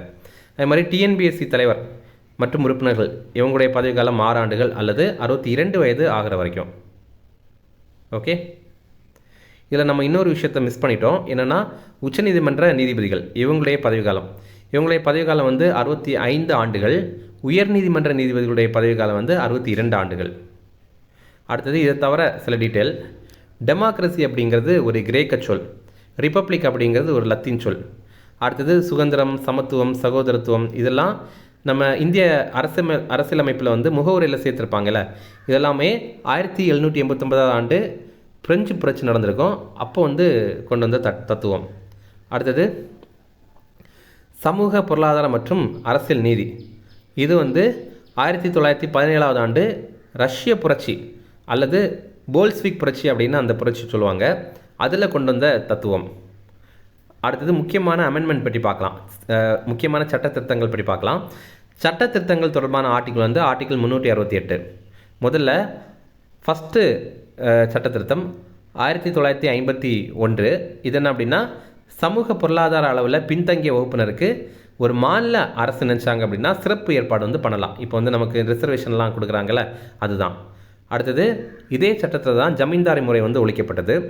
அடுத்தது 1976 ஆண்டு 42வது சட்ட திருத்தம், இதில் தான் அகில இந்திய நீதிப்பணி வந்து தொடங்கணும் அப்படிங்கிறத பண்ணாங்க. ஆனால் இன்னும் வந்து தொடங்கலை.